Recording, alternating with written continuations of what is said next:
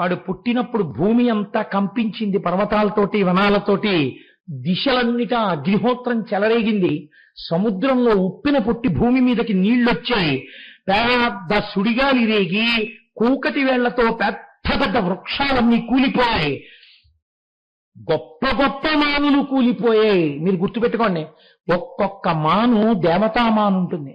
శ్రీశైలంలో ఉండేదండి అలాగా. రావి మేడి జువ్వి కలిపి ఒకే చెట్టు 2000 సంవత్సరములు బతికింది. ఒక తుఫాన్లో నేల కొరిగిపోయి అప్పుడు ఆ దేవతా వృక్షం వెళ్ళిపోయినట్టే ఒక్కొక్క మాను కొన్ని 100 సంవత్సరములున్న మాప నరికితే దానికి ఉపశాంతి చేయవలసి ఉంటుంది. కాబట్టి ఏమైంది, అంతంత మానులు కింద పడిపోయాయి. అంటే దేవతాంశములు భ్రంశములైపోతున్నాయి వాడి పుట్టుకతోటే, వరాంగి కోరిక వల్ల. నిష్కారణంగా కుక్కలు తలలెత్తి ఏడవడం మొదలుపెట్టాయి, గొడ్లగోబలు, ఆ తరువాత నక్కలు కూస్తున్నాయి ఎక్కడ చూసినా. పశువులు కారణం ఏమీ లేకుండా భయపడిపోయి కట్టుకొయ్యల నుంచి దూరంగా ఇలా పీకకి ఉరిపోసుకున్నట్టుగా లాక్కుని అటూ ఇటూ తిరుగుతూ మూత్రాన్ని మలాన్ని విసర్జిస్తున్నాయి. లోకమంతటా ఎక్కడ చూసినా సరే భయంకరమైనటువంటి ఉత్పాతములు కనపడుతున్నాయి. ఈ స్థితిలో కొడుకుట్టాడు, చక్కగా పేరు పెట్టండి అని పిలిచింది. ఇప్పుడు వజ్రాంగుడు పెట్టలేదు పేరు, కశ్యప ప్రజాపతిని తీసుకొచ్చారు. ఇంటికి పెద్ద ఆయన కదండి, మర్యాద ఇచ్చేవాడు. కశ్యప ప్రజాపతిని పేరు పెట్టడానికి తీసుకొస్తే ఇంట్లో ఎవరి సంస్కారం బయటకు వస్తుందండి? మీరు చెప్పండి. వజ్రాంగుడి సంస్కారం బయటకు వస్తుంది. వజ్రాంగుడు వాడు పెట్టుకోడుగా పేరు, పుట్టిన పిల్లాడు ఎవరు పెట్టాలి? తండ్రి పెట్టాలి. తండ్రి తాను పెట్టాడా స్వతంత్రంగా? నా తండ్రి మహానుభావుడు కశ్యప ప్రజాపతి ఉన్నారు. అందుకని ఇప్పుడు వజ్రాంగుడు ఎవరిని తీసుకొచ్చాడు? కశ్యప ప్రజాపతిని తీసుకొచ్చాడు. మన వాళ్ళు ఇప్పటికీ మన గౌరవం ఇదేనండి. ఆర్షధర్మంలో ఒకవేళ తండ్రి గారు ఉంటే తండ్రి గారి పేరునేస్తారు శుభలేఖ. తండ్రి గారు శరీరం వదిలిపెడితే అన్నదమ్ముల్లో పెద్దవాడెవరున్నాడో ఆయన పేరు వేస్తారు. వేసి నా తమ్ముడి అని మిగిలినటువంటి శుభకార్యం ఏదుంటే అది రాస్తారు తప్ప అన్నగారు ఉండగా తాను వేసుకోడు పేరు. ఏం వేసుకోకూడదా? తన కూతురో తన కొడుకో పెళ్లి వేసుకోకూడదు, ధర్మం కాదు, నీ గౌరవాన్ని చెప్తుంది. అన్నగారు ఉండగా తమ్ముడు తన గృహప్రవేశం శుభలేఖ తన పేరు మీద వేసుకున్నాడు అనుకోండి, అన్నగారికి లోటు రాదు. ఆ కార్డు చూసిన వాడు అన్నగారు ఉన్నాడని తెలుసు అనుకోండి, ఆ కార్డు అన్నగారి పేరు లేకపోతే మీరు ఆ ఇంటికి గృహప్రవేశానికి వెళ్ళక్కర్లేదు. ఎందుకంటే అన్నగారి పట్లే లేదు సంస్కారం, అన్నగారి పట్లే లేదు మర్యాద. మీ పట్ల మర్యాదగా ఉంటాడని మీరు ఎందుకు నమ్ముతారు? కాబట్టి మీరు వెళ్ళక్కర్లేదు, వాడితో స్నేహం మీకు అక్కర్లేదు. మీ సంస్కారం చెప్పడానికి మీ పెద్దవాళ్ళ పేరేస్తారు. వజ్రాంగుడి సంస్కారం కశ్యప ప్రజాపతిని పిలవడంలో ఉంది కదండి. కశ్యప ప్రజాపతి వచ్చి పేరు పెట్టారు, తారకుడు అని పేరు పెట్టారు. కాబట్టి ఇప్పుడు లోకం అంది తారకాసురుడు అని పిలిచింది, తారకుడు అని ఎవ్వరూ పిలవలేదు. ఎందుకని? వాడి చేష్టితములన్నీ అలా ఉంటాయి. కాబట్టి ఇప్పుడు వాడు ఏం చేశాడు? వాడు పుడుతూనే ఒక్క క్షణంలో కొన్నాళ్ళకి పెరిగాడు, పెద్దవాడైపోయాడు. సంతోషపడిపోతున్న వాళ్ళు ఎవరు? ఇద్దరు. ఒకటి వరాంగి, 2 దితి. చక్కటి అత్తాకోడళ్ళ ఇంట్లో. కాబట్టి ఇప్పుడు ఇలాంటి వాళ్ళిద్దరూ తయారైతే వాళ్ళు అనుకున్నారట, మీ తండ్రి గారు కోరారు వరాలు, కానీ వాళ్ళకు చిన్న అపనమ్మకం. ఎందుకు అపనమ్మకం? ఆయన ధార్మికుడు అయిపోయాడు ఇప్పుడు. కాబట్టి ఇప్పుడు ఏమని అడిగాడో బ్రహ్మగారిని, నువ్వు అడిగినట్టే అడిగాను, అలాంటి వాడే పుట్టాడు, అందుకే కానీ అక్కడ కూర్చో అంటున్నాడు. కానీ అక్కడ ఏమైనా ఒప్పుకొని వచ్చాడా?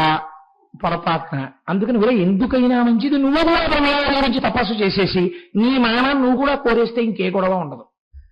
ఇప్పుడు ఇది ఎవరి మీద అనుమానాన్ని చూపిస్తుంది? ఆ వరాంగికి భర్త మీద అనుమానం, దితికి కొడుకు మీద అనుమానం, పేరు పెట్టిన కశ్యపుడి మీద అనుమానం. ఈ అత్తా కోడళ్ళు ఎంత గొప్ప పేరు తెస్తారో వంశానికి చూడండి. అడుగు తీసి అడుగేయడంలో, మాట మాట్లాడడంలో కుటుంబాల సంస్కారాలు బయటికి వస్తాయి. అందుకే పెద్దల దగ్గరికి వెళ్ళినప్పుడు అన్నింటికన్నా మంచి మార్గం ఏంటంటే అసలు మాట్లాడకుండా ఉండడం. ఏ గొడవ ఉండదు. అదేటమ్మా ఏమీ మాట్లాడరు అన్నారనుకోండి, బాబు మీ దగ్గర ఏం మాట్లాడుతా ఉందంటే ఒక్క మాటతో పోతుంది కదండి. వాళ్ళు ఎట్నుంచి ఎటైనా అర్థం చేసుకుంటారు, ఒక్క మాటలో సంస్కారాన్ని పసిగట్టేస్తారు. కాబట్టి ఇప్పుడు ఏమైంది అంటే ఈయన మళ్ళీ తపస్సుకు బయలుదేరి ఈయన కూడా తపస్సు. ఎటువంటి తపస్సు? మీకు మొన్న నేను రావణాసుడు చేసిన తపస్సు గురించి చెప్పాను. అది ధార్మికంగా ఉండదు, వ్యగ్రంగా ఉంటుంది. ఎవరి కోసం నువ్వు అన్నట్టు ఉంటుంది ఆ తపస్సు. కాబట్టి ఈయన కూడా ఎలా చేశాడో చూడండి. ఒక అంగేచి బాహువులు పైకెత్తి దినేంద్రు కనుగొనుచు నువ్వు రెండ్లు గడపి. ఒక్క కాలు మీదే నిలబట్టట, ఓ కాలు పైకెత్తేట. ఎందుకు? హాయిగా కూర్చుని పద్మాసనం వేసుకుని చేసుకోవచ్చు తపస్సు, అలా ఏం చేయమని లేదు. అంటే ఒంటి తీట ఇలా చేస్తా ఎందుకు రావు అంటే ఉద్ధరించడం అన్నమాట. అస్తమానం వాళ్ళకు వచ్చే భర్తతో సంసారం ఎలా ఉంటుందో అలా ఉంటుంది ఇలాంటి వాళ్ళతో పరమేశ్వరుడికి. కాబట్టి ఓ కాలు పైకెత్తి ఓ కాలు మీద నించుని, పోనీ ఏదో లోపల ఎవరిని చూడాలండి? పరబ్రహ్మాన్ని చూడాలి. కన్నులు మూసుకుని వాడు వచ్చేయడు, కళ్ళు తెరుచుకుని సూర్యుడిని చూస్తుంటాడు. ఎందుకు అలాగే అంటే చూడండి, కళ్ళు నిజంగా డాజిల్ అయిపో, అయినా నేను అలాగే చూస్తాను. అలా ఎన్నేళ్ళు నించున్నాడు, 100 ఏళ్ళు. అంటే ఇన్స్టంటేనియస్, తొందరగా ఈశ్వరుని తీసుకొచ్చి అందుకని ఉగ్ర తపస్సు మొదలెట్టాడు. పూని పాదాష్టములనే నిలిచి ఎట్లే ఇనే కనుగొనచు 100 ఏండ్లు గడిపి. ఇప్పుడు ఓ కాలు మీద 100 ఏళ్ళు చేస్తే రాలేదు, అందుకని వాడు ఏం చేశాడంటే బొట్టన వేలు మీద నించున్నాడు. ఒక కాలి బొటన వేలు మీద నించుని సూర్యుడిని చూస్తూ 100 ఏళ్ళు. ఒకదానికి శరీరాన్ని క్లేశ పెట్టడం ఎక్కువ అవుతోంది. తనకి తెలియకుండా మనస్సు అంతర్ముఖమైపోవడం వల్ల శరీరం మీద పుట్టలు పెట్టిన స్థితి కాదు. తపస్సుని లెక్క పెట్టుకుని ఇన్ని రోజులు చేద్దాం, ఇన్ని నెలలు చేద్దాం, ఇన్ని సంవత్సరాలు చేద్దామని 1 సంవత్సరం పాటు సూర్యుడిని చూస్తూ తపస్సు, 1 సంవత్సరం పాటు బొటనవేల మీద తపస్సు. ఎందుకు ఇదంతా? ఏమిటి సిలబస్ అంటే వాడి బుద్ధి బయటపెడుతుంది. కాబట్టి ఒక చేత నేల నుండి తల క్రింద ఎగసి దర్పమున 100 ఏండ్లు గడపి. ఇదో విచిత్రమైన తపస్సు. ఒక చేతనే నేల నుండి తల క్రింద ఎగసి, ఒక చేత్తోనే ఇలా భూమిని పట్టుకుంటాడు, రెండో చేతిని భూమి మీద పెట్టడం. రెండో చేతిని భూమి మీద పెట్టి ఇలా పైకెత్తేశారనుకోండి, కాళ్ళు తల కింద పెట్టేశారనుకోండి, ఏముందండి మాకు అలవాటే శీర్షాసనం వేస్తుంటారో లేకపోతే ఏదో గారడి అలా ఎత్తుతుంటారు, ఎత్తి కొంతమంది అలా నిలబడతారండి అంటారు. వాడేం చేశాడో తెలుసండి, ఒక్క చెయ్యి కింద పెట్టి రెండో చెయ్యి పెట్టలేదని చెప్పడానికి అందరికీ కనపడేటట్టు ఇలా పైకెట్టి, ఇప్పుడు ఈ 2 కాళ్ళు పైకెత్తేసి ఒక్క చేతి మీద తిరగడం తపస్సు చేశాడు. ఎందుకనంతా అంటే ఎంత అల్లరి సిలబస్ చూడండి. వాడి మనస్సుని మీకు బయట పెడుతుంది. ద్రుమశాఖ బాధత్త యమున నాలంబగా మెసక గౌరవించి 100 ఏళ్ళ గడపి. అయినా రాలేదు బ్రహ్మగారు. వాడి కోపం వచ్చింది. పారిజాత వృక్షం ఎక్కేటవాడు. పారిజాత వృక్షం కొమ్మలు జారుగా ఉంటాయి, పడిపోతారు కూడాను, చాలా పిలుసుగా ఉంటాయి. వాడు పారిజాత వృక్షం యొక్క చిట్ట చివరకు వచ్చేసి ఇంకా ఇలాంటి దారి కింద పడిపోతాడు. అక్కడ 2 పాదాల మీద నిలబడంటే ఇప్పుడు బలవంతా పెట్టాడు. పెట్టి అలా చూస్తూ తపస్సు 100 ఏళ్ళు. ఇదంతా ఏమిటి? నువ్వు వస్తావా రావా అని అనమాట. అంత రగడ. అయిన దానికి అలకే, కాని దానికి అలకే. ఏమిటి అలక? ఇలా భార్య ఏదైనా చిన్న మాట అనేటప్పటికీ ఒళ్ళంతా జడ్డుబాను రాసేసుకు పడుకుంటుంటాడు. లేకపోతే ఒంట్లో బాగోలేదో క్రోసింది ఎక్కడుంది అంటుంటాడు. అయ్యో పాపం నిజంగా ఒంట్లో బాగోలేదో ఏమిటో. ఎన్నాళ్ళు చూస్తారండి? 4 ఏళ్ళు చూస్తారా, 5 ఏళ్ళు చూస్తారా? అందులో ఉంది క్రోసింది అంటారు. అయిపోయింది నీ బతుకు కదండి. కాబట్టి ఇప్పుడు అలాంటి తపస్సు చేసి ఇలా అనవద్యం గడిపి అగ్నిహోత్రం మధ్యలో కూర్చుని 100 ఏళ్ళు.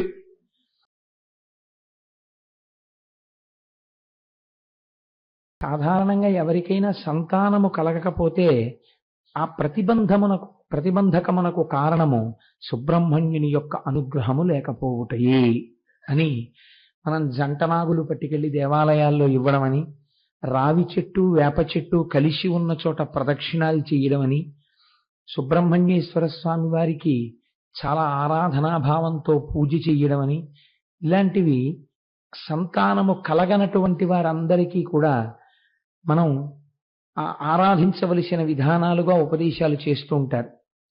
సుబ్రహ్మణ్యుడు చాలా విచిత్రమైనటువంటి స్వరూపం.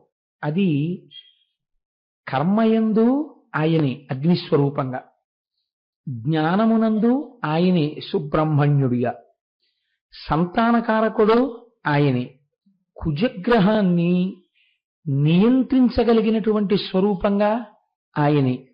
స్కందోత్పత్తిని తెలిసి కాని తెలియక కాని వింటే ఏమవుతుంది అంటే శాస్త్రం అంది వాళ్ళ వంశము నిలబడుతుంది. ఇది మనుష్య జన్మనెత్తినటువంటి వాడికి చాలా ప్రధానమైనటువంటి ప్రయోజనం. పితృరుణం తీరడానికి వంశం నిలబడాలి కదండి. ఈ వంశం నిలబడడం అనేటటువంటి దానికి సుబ్రహ్మణ్యేశ్వర స్వామి వారి అనుగ్రహం శతధా అవసరం. ఆయన యొక్క అనుగ్రహానికి నోచుకోవడానికి కేవలముగా స్కందోత్పత్తి వినడము కూడా చాలా మనకి దోహదం చేస్తుంది. అయితే మీరు ఒక విషయాన్ని పరిశీలన చేయండి. గణేశోత్పత్తిని గురించి నిన్న నేను ఒక మాట మాట్లాడుతూ, ఇది పైకి చూడ్డానికి కొద్దిగా కథ ఇదేమిటి ఇలా ఉంది అని అనిపించేటట్టుగా ఉంటుంది అంటూ అందులో ఆంతర్యమును మీకు విజ్ఞాపన చేశాను. అప్పుడు దాని యందు మీకు చాలా ధర్మనిరతి, మనకి ఒక కొత్త తత్వాన్ని బోధ చేసేటటువంటి విషయము అవగోచరమవుతాయి. కుమార సంభవం దాదాపుగా మీరు ఒక 2-3 తరాల ముందుకు వెళ్ళి వినడం ప్రారంభం చేస్తే తప్ప, 2-3 తరాల కంటే నా ఉద్దేశ్యం మన తాతగారు ముత్తాతగారితో వినాలని కాదు, కుమార సంభవమునకు కారణమైన దాన్ని మీరు వెనక్కి వెళ్ళి ప్రారంభం చెయ్యాలి. అలా చేస్తే తప్ప కుమార సంభవం వెనకాతల ఉండేటటువంటి రహస్యము గోచరము కాదు. ఒకసారి కానీ అది మీకు అందిందనుకోండి, అది అమృత భాండము. అంత అద్భుతమైనటువంటి ఆ కథా సంవిధానము. సాధారణంగా వాల్మీకి మహర్షి రామాయణంలో దేనికి కూడా ఫలశ్రుతి చెప్పరైన, చాలా తక్కువటికే ఫలశ్రుతి చెప్పారు. అందులో బాలకాండలో గంగావతరణమునకు స్కందోత్పత్తికి ఆయన ఫలశ్రుతి చెప్పారు. కాకతాళీయంగా మన ప్రమేయం లేకుండా ఇలా వస్తాయి కాబట్టి ఇలా ఏదో పురాణం చెప్దామని నేనేం ప్రణాళిక వేసుకోలేదు. ఉత్తరాయణ పుణ్యకాల ప్రవేశంలో వెంకటాచలం వెళ్ళి అరుణాచలం వెళ్ళి వచ్చిన తరువాత మనం శివ మహాపురాణం మీద ప్రవచనం ప్రారంభం చేద్దామని కాకతాళీయంగా సంకల్పం చేసి ప్రవచనాన్ని ప్రారంభం చేస్తే చవితి నాడు విఘ్నేశ్వరోత్పత్తి వచ్చింది. రేపు షష్ఠి సుబ్రహ్మణ్యోత్పత్తి వస్తుంది. ఇది బహుశः ఈశ్వరానుగ్రహమే అయ్యుండి ఉండవచ్చు. మీరు చూడండి, ఈ సుబ్రహ్మణ్యోత్పత్తికి సంబంధించినటువంటి కథా సంవిధానము ఆశ్చర్యకరంగా ఉంటుంది. దీన్ని ప్రారంభం చేస్తూ అంటారు, సారసగర్భ పౌత్రుడధిశక్తి మరీచి కుమారుడా స్వయంభూరుచి కశ్యపుండు పదమూగుర దక్షుని ఆత్మజాతలం పేరిమి పిండ్రియాడా అట పెద్దది అయిన దితి భయానకా భూరి బలుల్ హిరణ్య కశిపుండు హిరణ్య విలోచనుండును. మరీచి యొక్క కుమారుడు కశ్యప ప్రజాపతి. కశ్యప ప్రజాపతికి 13 మంది భార్యలు. ఈ 13 మంది భార్యలు కూడా దక్ష ప్రజాపతి యొక్క కుమార్తెలు. దక్ష ప్రజాపతి యొక్క కుమార్తెలైన 13 కశ్యపుడు వివాహం చేసుకున్నాడు. ఇక్కడ మీరు ఒక పెద్ద ధర్మ సూక్ష్మాన్ని పసిగట్టవలసి ఉంటుంది. ఎందుకంటే కుమార సంభవం అంతా ధర్మ సూక్ష్మములతో కూడుకున్నది. మనం తెలుసుకోవలసినటువంటి అనేకానేకమైన రహస్యములతో కూడుకున్నది అయి ఉంటుంది. ఇప్పుడు సాధారణంగా మిగిలిన భార్యల పేర్లు వినత, కదురువా మొదలైన వారు ఉన్నారనుకోండి. దితి, అదితి వీళ్ళిద్దరికీ ఉన్నంత ప్రాశస్త్యం పౌరాణిక వాంగ్మయంలో కశ్యప ప్రజాపతి భార్యలుగా మిగిలిన వారికి అంత ప్రాధాన్యత మనకి కనపడదు. అంటే ఆయన చంద్రుళ్ళ దితి అదితి ఎందు ఎక్కువ ప్రేమ పెట్టుకున్నాడని కాదు నా ఉద్దేశ్యం. దితి అదితి ప్రజా సంసర్గమునందు అనగా తంతువుగా సంతానమును పెంచుటయందు దైత్యులు దేవతలు ఆవిర్భావమునందు ప్రధాన భూమికను పోషిస్తారు. ఒకానొక రోజున ఈ దితి వచ్చి కశ్యప ప్రజాపతితో మాట్లాడుతోంది. ఎందుకు మాట్లాడవలసి వచ్చింది కశ్యప ప్రజాపతితో? సంతానమును గురించి మాట్లాడవలసిన అవసరము దితికి ఎందుకు కలిగింది కశ్యప ప్రజాపతితో అంటే ఒక కారణాన్ని చెప్తున్నారు. ఇది మీరు జాగ్రత్తగా పట్టుకోవాలి. ఇది పట్టుకుంటే మీకు ఒక పెద్ద రహస్యం తెలుస్తుంది. అసలు మన జీవితం ఎలా ఉండాలో, దేని కొరకు పౌరాణిక వాంగ్మయం వచ్చిందో, దేని కొరకు ఉపాసన అన్నది వచ్చిందో మీకు అర్థమైపోతుంది. చూడండి, తనయులై జనించి ధాత్రియం దెల్లడా దుఃఖకరులుగాగ దొడరనప్పుడు హరి నృసింహ సూకరారాకముల వారి పట్టె చంపి విభుద పంక్తులరా. ఈ దితికి కశ్యప ప్రజాపతి వలన హిరణ్యాక్షుడు హిరణ్యకశిపుడు అనబడేటటువంటి 2 రాక్షసులు జన్మించారు. ఇక్కడ మళ్ళీ ఒక చిత్రమైనటువంటి ప్రయోగం ఉంది. ఎందుకంటే మనం సాధారణంగా ఏం చేస్తుంటాం అంటే రాక్షసులు అన్న శబ్దాన్ని అసురులు అన్న శబ్దానికి ప్రత్యామ్నాయంగా వాడుతుంటాం. కానీ అలా వాడడానికి వీల్లేదు యథార్థానికి. అసురులు, దైత్యులు, రాక్షసులు ఇవన్నీ ఒక్క మాట కిందే మాట్లాడతాం. కానీ కాదు, రాక్షసులు అంటే వాళ్ళందరూ కూడా పులస్త్య ప్రజాపతి యొక్క సంతానం. వాళ్ళు భూమి మీద ఉంటారు రాక్షసులైతే. అసురులు అన్నా దైత్యులన్నా వాళ్ళు దితి యొక్క సంతానం, కశ్యప ప్రజాపతి తేజస్సు వల్ల. వాళ్ళెప్పుడు పాతాళమును ఆశ్రయించి ఉంటారు. అదే కశ్యప ప్రజాపతి యొక్క తేజము వలన అదితి యందు జన్మించినటువంటి వాళ్ళు దేవతలు. వీరు స్వర్గలోకమును ఆశ్రయించి ఉంటారు. ముగ్గురు 3 లోకములను ఆశ్రయించి ఉంటారు. ఈ 3 లోకములను ఆశ్రయించే వాళ్ళలో పాతాళమునందుండేటటువంటి వారు కశ్యప ప్రజాపతి సంతానమే, స్వర్గలోకమునందుండేటటువంటి వారు కశ్యప ప్రజాపతి సంతానమే. కానీ ఇక్కడ ఉండేటటువంటి రాక్షసులు మాత్రం పులస్త్య ప్రజాపతి యొక్క సంతానం. అందుకే రావణ కుంభకర్ణాదులు భూమండలం మీద ఉంటారు, వాళ్ళు పాతాళ లోకంలో ఉండరు. కనుక మీరు చూడండి, ఇప్పుడు ఈవిడ ఒక మాట చెప్తోంది తన భర్త దగ్గరికి వెళ్ళి, నాకు చాలా బలవంతులైనటువంటి కుమారులు కలిగారు, హిరణ్యాక్ష హిరణ్యకశిపులు. ఈ కుమారులిద్దరినీ సంహరించడానికి శ్రీ మహావిష్ణువు 2 అవతారములను స్వీకరించారు. ఒకటి శూకరావతారము అందావిడ, అంటే ఆదివరాహమూర్తిగా వచ్చి హిరణ్యాక్షుణ్ణి సంహరించారు. వేరొకసారి నరసింహస్వామిగా వచ్చి హిరణ్యకశిపుణ్ణి సంహరించారు. ఇప్పుడు మీరు దీన్ని బట్టి ఏమనుకోవాలి? ఒక పురాణ కథగా మీరు చదివేశారనుకోండి, దానికి పెద్ద ప్రాశస్త్యం ఏమి. ఇప్పుడు నేను ఈ మాట చెప్పి దితి యొక్క కుమారులు హిరణ్యాక్షుడు హిరణ్యకశిపుడు వీరిద్దరూ శ్రీ మహావిష్ణువు యొక్క అవతారములైన ఆదివరాహావతారము చేత నరసింహావతారము చేత పరిమార్చబడినారు అని నేను మాట అన్నాను అనుకోండి, ఆ సత్యమే, విన్నాం కదా భాగవతంలో అని మీరు ఊరుకుంటారు. ఇక్కడ మీరు ఒకటి జాగ్రత్తగా విచారణ చెయ్యండి. మన జీవితంలో మన పాత్ర ఎంత అనౌచిత్యముతో కూడినదై ఉంటుందో మీకు తేట తెల్లమవుతుంది. తేజస్సు ఎవరిది? కశ్యప ప్రజాపతిది. కశ్యప ప్రజాపతి తేజస్సు యందు మార్పు లేదు. అదే తపోనిష్టాగరిష్ఠుడు, అదే ధర్మనిష్టాగరిష్ఠుడు, మహాభక్తుడైనటువంటి కశ్యప ప్రజాపతి తన భార్యల యందు సంతానమును పొందాలి కనుక అదితితో సంగమించాడు. దేవతలు పుట్టారు, స్వర్గలోకాన్ని రాజ్యంగా పరిపాలన చేశారు. అదే కశ్యప ప్రజాపతి యొక్క తేజస్సు దితి యందు ప్రవేశపెట్టబడింది. ఎప్పుడూ దైత్యులు అసురులే పుట్టారు.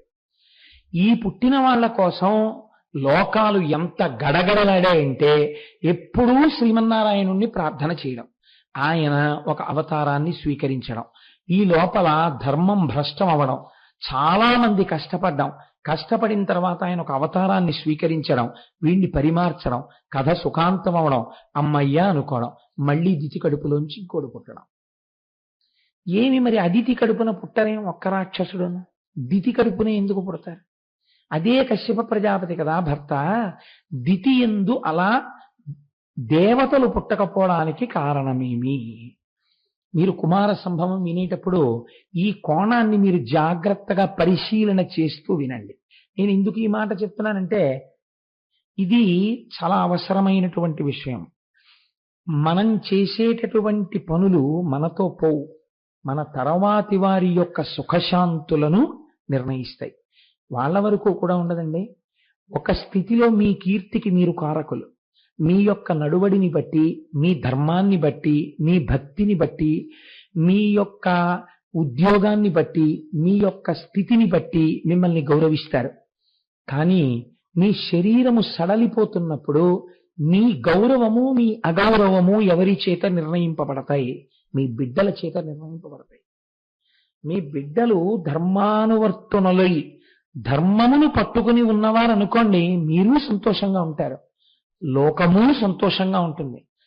ధర్మమును బిడ్డలు తప్పిపోయారనుకోండి, తల్లిదండ్రులు బాధపడతారు, లోకమునకు బాధ కలుగుతుంది. ధర్మం తప్పినటువంటి బిడ్డలు అక్కడతో పోదు. ఈ పైన ఉన్నటువంటి తరాల్లో పుణ్యం చేసుకున్న వాళ్ళు ఉంటే వాళ్ళు ఊర్ధ్వలోకాల నుంచి కింద పడిపోతారు వీళ్ళు చేసిన పనుల వల్ల. ఇది ఎందుచేత వస్తుంది అలాగా? ఒక్కటే కారణము, తేజస్సు కశ్యప ప్రజాపతిదే. దితి యందు ఎందుకు ఈ మార్పు వస్తూ ఉంటుంది అంటే అదితి యందు భర్తకి తనకి అభేద భావాన్ని పాటిస్తుంటుంది. ఆయన మనస్సు తన మనస్సు అని రెండు మనస్సులు లేవు. ఆయన గౌరవము ఆయన అవమానము తనవి, తన గౌరవము తన అవమానము ఆయనది. కాబట్టి రెండు శరీరములుగా ఉన్నాయేమో కానీ రెండు మనస్సులు లేవు అసలు. ఇది అదితి యొక్క భావన. కాబట్టి ఎప్పుడూ ఒకటిగా ప్రవర్తిస్తుంది. కాబట్టి ఆవిడకి అందరూ దేవతలు జన్మిస్తారు. దివ్ అంటే జ్ఞానం. జ్ఞానమున్నవారు ధర్మానువర్తనులైనటువంటి వారు అదితి కడుపున పుడతారు. దితి కించిత్ ధర్మలోపాన్ని పొందుతుంటుంది. ఎక్కడో తెలుసా అండి? ద్వైత భావన పొందుతుంటుంది. భర్త వలన కొన్ని కోరికలు కోరుతుంటుంది. నాకు ఇటువంటి బిడ్డ కలగాలని ఒక కోరిక ఉంటుంది. ఇది వైక్లభ్యమును పొందితే ప్రమాదకరంగా పరిణమిస్తుంటుంది.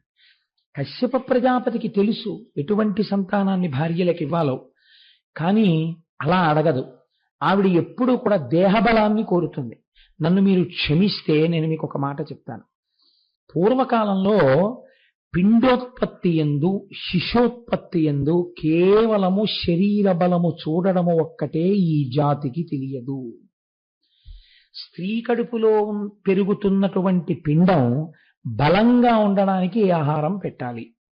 స్త్రీ ఎలా ప్రవర్తిస్తే అది గర్భాలయము కనుక లోపల ఉన్న పిల్లవాడు కానీ పిల్ల కానీ మంచి గుణములతో కూడినదై ఉంటుంది. లేదా జన్మజన్మాంతర సంస్కారము వెంటాడుతుంటుంది. బయటికి వచ్చేటప్పుడు ఆ పిల్లనో పిల్లాన్నో ఆ సంస్కారంతో బయటికి వస్తుంది. ఇప్పుడు ఆ అమ్మాయి కానీ ఆ అబ్బాయి కానీ ఆ సంస్కారంతో బయటికి వచ్చి ఆ కుసంస్కారంతో ప్రవర్తించారనుకోండి, ఎవరి కళ్ళమ్మట ముందు నీళ్ళు వస్తాయి? కన్నవారి కళ్ళమ్మట నీళ్ళు వస్తాయి. కాబట్టి నువ్వు ఏడవకుండా ఉండాలి పుట్టే బిడ్డ వల్ల రేపొద్దున్న. కాబట్టి శాస్త్రం అంది, ఏ జ్యోతిస్వరూపానికి సంబంధించిన కథ నువ్వు వింటే లోపల గర్భాలయమునందు పెరుగుతున్నటువంటి పిల్ల యొక్క సంస్కార బలములు, పిల్లవాని యొక్క సంస్కార బలములు పాపము వైపుకు తీసుకెళ్లేవయ్యుంటే వాటిని మార్చగలిగినటువంటి అగ్నిహోత్రము వంటి తేజస్సుతో కూడిన కథలో వాటిని ఓషధులుగా, వాటిని లోపల ఉన్న పిండము యొక్క మనస్సుని ఆరోగ్యవంతంగా మార్చేవిగా శాస్త్రం బోధ చేసింది. అందుకే స్కందోత్పత్తి గర్భిణీ వినాలి అని చెప్పింది. 2, భాగవతంలో దశమ స్కందం తప్పకుండా వినాలి అని చెప్పింది. కారణం ఏమిటి? ఈ రెండిటిని వినడం చేత గర్భిణి యొక్క మనస్సు ఉల్లాసమును పొందుతుంది, సంతోషాన్ని పొందుతుంది.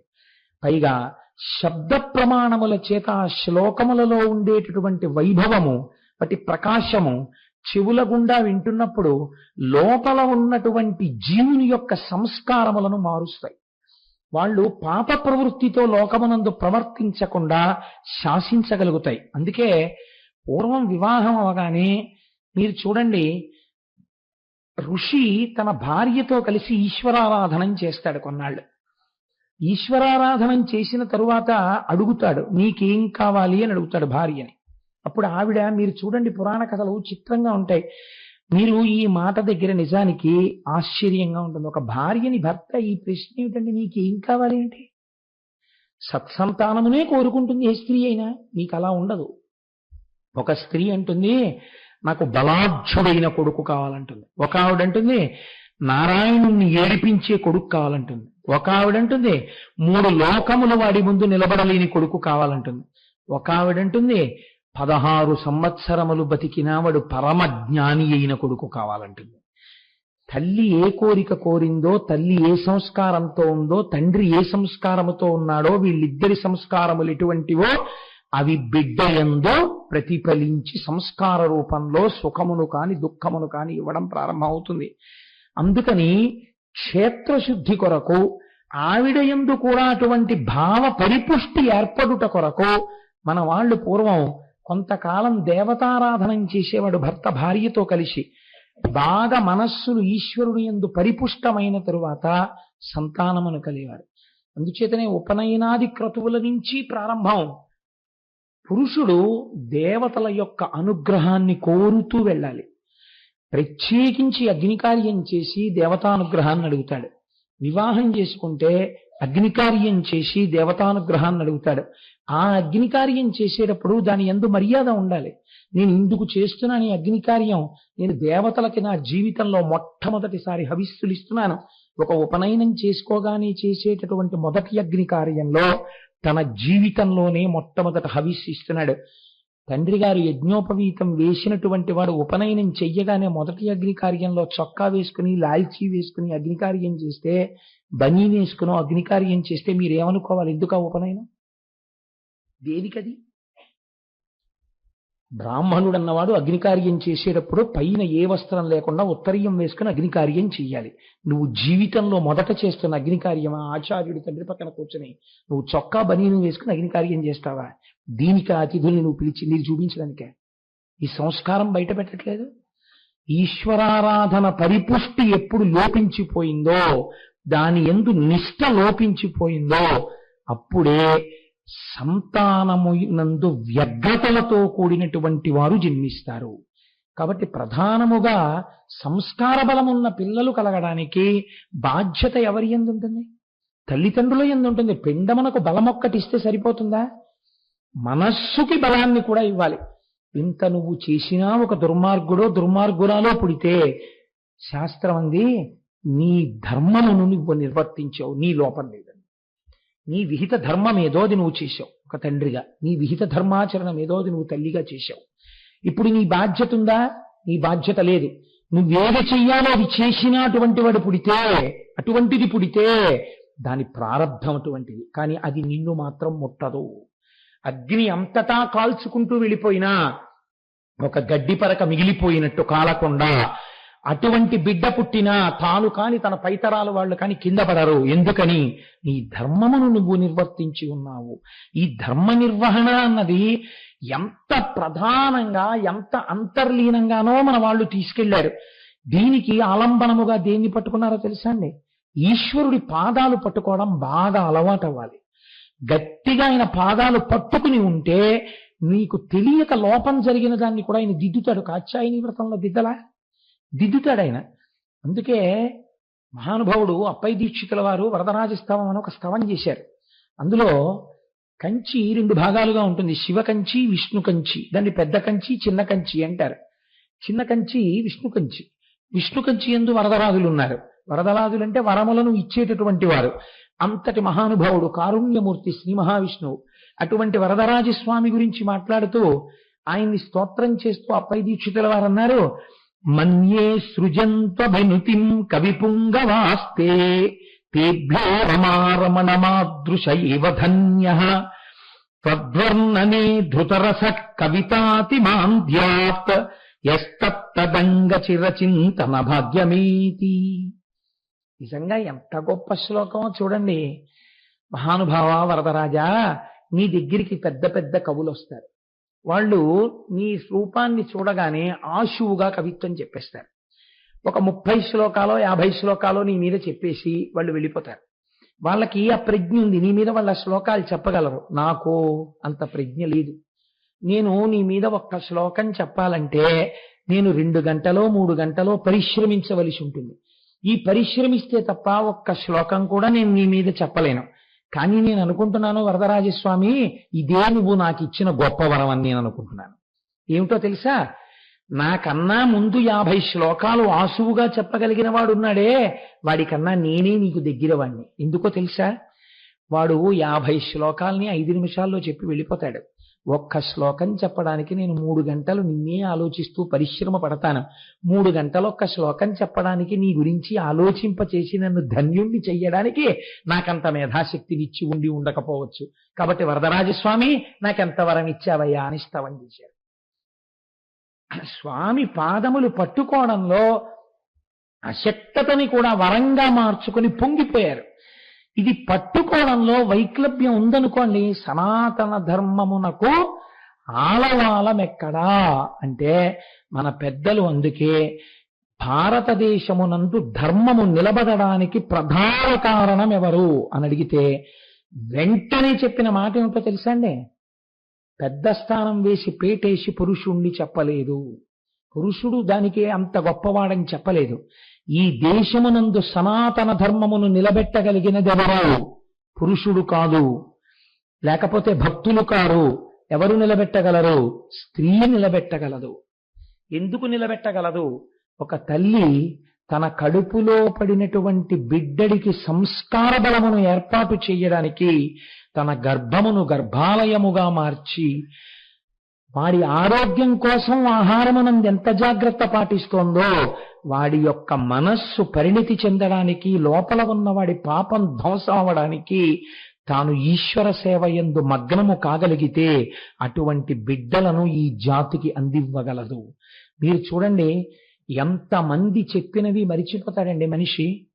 చిన్నతనంలో అమ్మ ఇలా పెరుగన్నం కలిపి నోట్లో పెడుతున్నప్పుడు చెప్పినటువంటి కథ అలా జ్ఞాపకం ఉండిపోతుంది. అమ్మ లాంటి వస్తువు ప్రపంచంలో ఇంకా ఉండదు. మహానుభావుడు వింగ్స్ ఆఫ్ ఫైర్ రాసుకున్నటువంటి అబ్దుల్ కలాం గారు కూడా, అమ్మా నేను ఈ శరీరాన్ని వదిలిపెట్టేసి నువ్వు ఉన్న లోకానికి వచ్చి మళ్ళీ నీ పాదాల దగ్గర నేను ఎన్నడూ తలతాటించి నమస్కరిస్తానో అని ఎదురు చూస్తున్నానమ్మా అని రాసుకున్నారు. అమ్మ అంత గొప్ప వస్తువు. అమ్మ కంటి నీరు పిల్లల్ని మార్చేస్తుంది. అమ్మ నోటి మాట పిల్లల్ని మారుస్తుంది. అమ్మ నోటి మాట కుసంస్కారంతో ఉంటే పిల్లల మీద ప్రభావాన్ని చూపిస్తుంది. అమ్మ నడవడి పిల్లల మీద ప్రభావాన్ని చూపిస్తుంది. అమ్మ భక్తి పిల్లల మీద ప్రభావాన్ని చూపిస్తుంది. ఇది పురుషుడిని బాధ్యత నుంచి తప్పించడానికి నేను అంటున్నానని మీరు అనుకోకండి. పురుషుడి గురించి కూడా నేను మాట్లాడాను. తన భార్యని చక్కగా తన వెంట చిటికిన వేలు పట్టుకుని ధర్మ మార్గంలో తీసుకెళ్లడంలో భర్త తాను చెయ్యవలసినంత చెయ్యవలసి ఉంటుంది. ఇది అందుకే మన వాళ్ళు సంతానమును పొందడము యందు అంత జాగరూకులై ప్రవర్తించారు. అందుకే సనాతన ధర్మమునందు కామము భోగము కాదు, కామము ధర్మము చేత ముడివేయబడి ఉంటుంది, అర్థము ధర్మము చేత ముడివేయబడి ఉంటుంది. ధర్మబద్ధమైన అర్థమై ధర్మబద్ధమైన కామమై మోక్షమునకు దారి తీస్తాయి. కనుక ఇప్పుడు చూడండి, నేను ఇంత ఉపోద్ఘాతం ఎందుకు చెప్పవలసి వచ్చింది అంటే, ఒక తల్లి మనస్సులో భావనలు కంటికి కానరాక అంతటా వ్యాప్తి చెందినటువంటి పరమేశ్వరుణ్ణి అవతారం స్వీకరించవలసిన స్థితికి దింపేశాయి.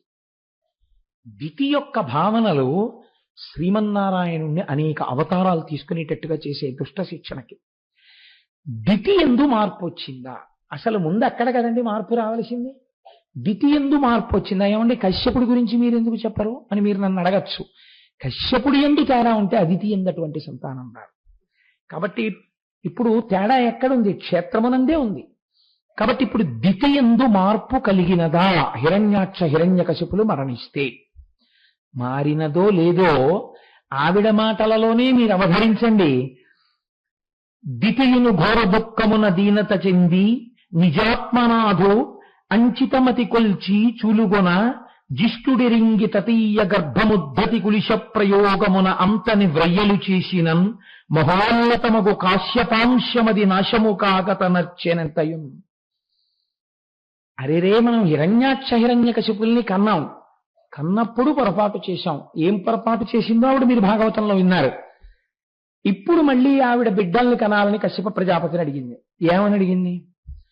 కశ్యప ప్రజాపతి, నేను సంతానవతిని కావాలని కోరుకుంటున్నాను, కానీ నేను సంతానవతిని అయినప్పుడు నాకు ఎటువంటి బిడ్డలు కావాలో తెలుసా?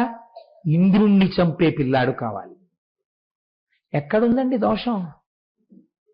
అక్కడుంది. ఇంద్రుణ్ణి చంపే పిల్లాడు కావాలి అని అడిగింది. అడిగితే కశ్యప ప్రజాపతి అన్నారు ఒక నవ్వు నవ్వి, ఓసి పిచ్చిదానా, ఇంద్రుణ్ణి చంపే కొడుకు పుట్టాలో ఇంద్రుడి చేతిలో చచ్చిపోయే పిల్లాడు పుట్టాలో ఈశ్వరుడికి ఎరుక. కానీ నీ కోరిక అదైతే తీర్చగలిగిన వాడు ఎవరో తెలుసా? నేను కాదు. భగవంతున్ జనార్దనున్ పరమున్ కృపాపారీణు సర్వాత్మకున్ జగదీశున్ సేవ చేయమతడున్ సంతుష్టుని పొంది నీకగు ఇష్టార్థములెల్లనిచ్చు అంటారు కశ్యప ప్రజాపతి. ఆ ఈశ్వరుణ్ణి సేవించమ్మా, నీకు తగిన పిల్లలు పుడతారు. కాబట్టి నువ్వు ఒక గొప్ప తపస్సు చెయ్యి. తపస్సు చేస్తున్నప్పుడు ఒకటి గుర్తుపెట్టుకో, ఇంద్రుణ్ణి సంహరించగలిగిన కుమారుడు పుడతాడు. కానీ నీ యందు మాత్రము ధర్మములో లోపము రాకూడదు. అలా ఉండగలిగితే బిడ్డడు పుట్టే వరకు నీకు అటువంటి బిడ్డడే పుడతాడు. ఏది అటువంటి సంస్కారం నువ్వు ప్రకటించి నడు అన్నారు. ఆవిడ గర్భిణి అయింది. లోపల ప్రవేశించినది కశ్యప ప్రజాపతి తేజమే. లోపల గర్భం పెరుగుతోంది. ఇది ఇంద్రుడికి తెలిసింది. ఇప్పుడు ఇంద్రుడే ఆవిడ దగ్గరికి వచ్చాడు. ఎందుకని కొడుకే అవుతాడు కదండి, మరి అదితి కొడుకు దితికి కొడుకే కదా. అమ్మా నీకు సేవ చేస్తాను అన్నాడు. ఇక్కడ ఆవిడ ఏం చేసింది? ధర్మం పాటించింది, సేవ చేయమని. ఏమిటి ధైర్యం? నేను ఈ ధర్మానికి లోపం చేస్తే కదా వీడేమైనా చేయగలడు. వీడే నా బిడ్డల చేతిలో చచ్చిపోతాడు. ఒకానొకనాడు మిట్ట మధ్యాహ్నం వేళ కూర్చుని ఉండగా తల విరబోసుకునుంది. కునుకొచ్చి మోకాళ్ళ మీదకి తల వాలిపోయింది. జుట్టొచ్చి పాదాల మీద తగిలింది. స్త్రీకి అలా తగలకూడదు.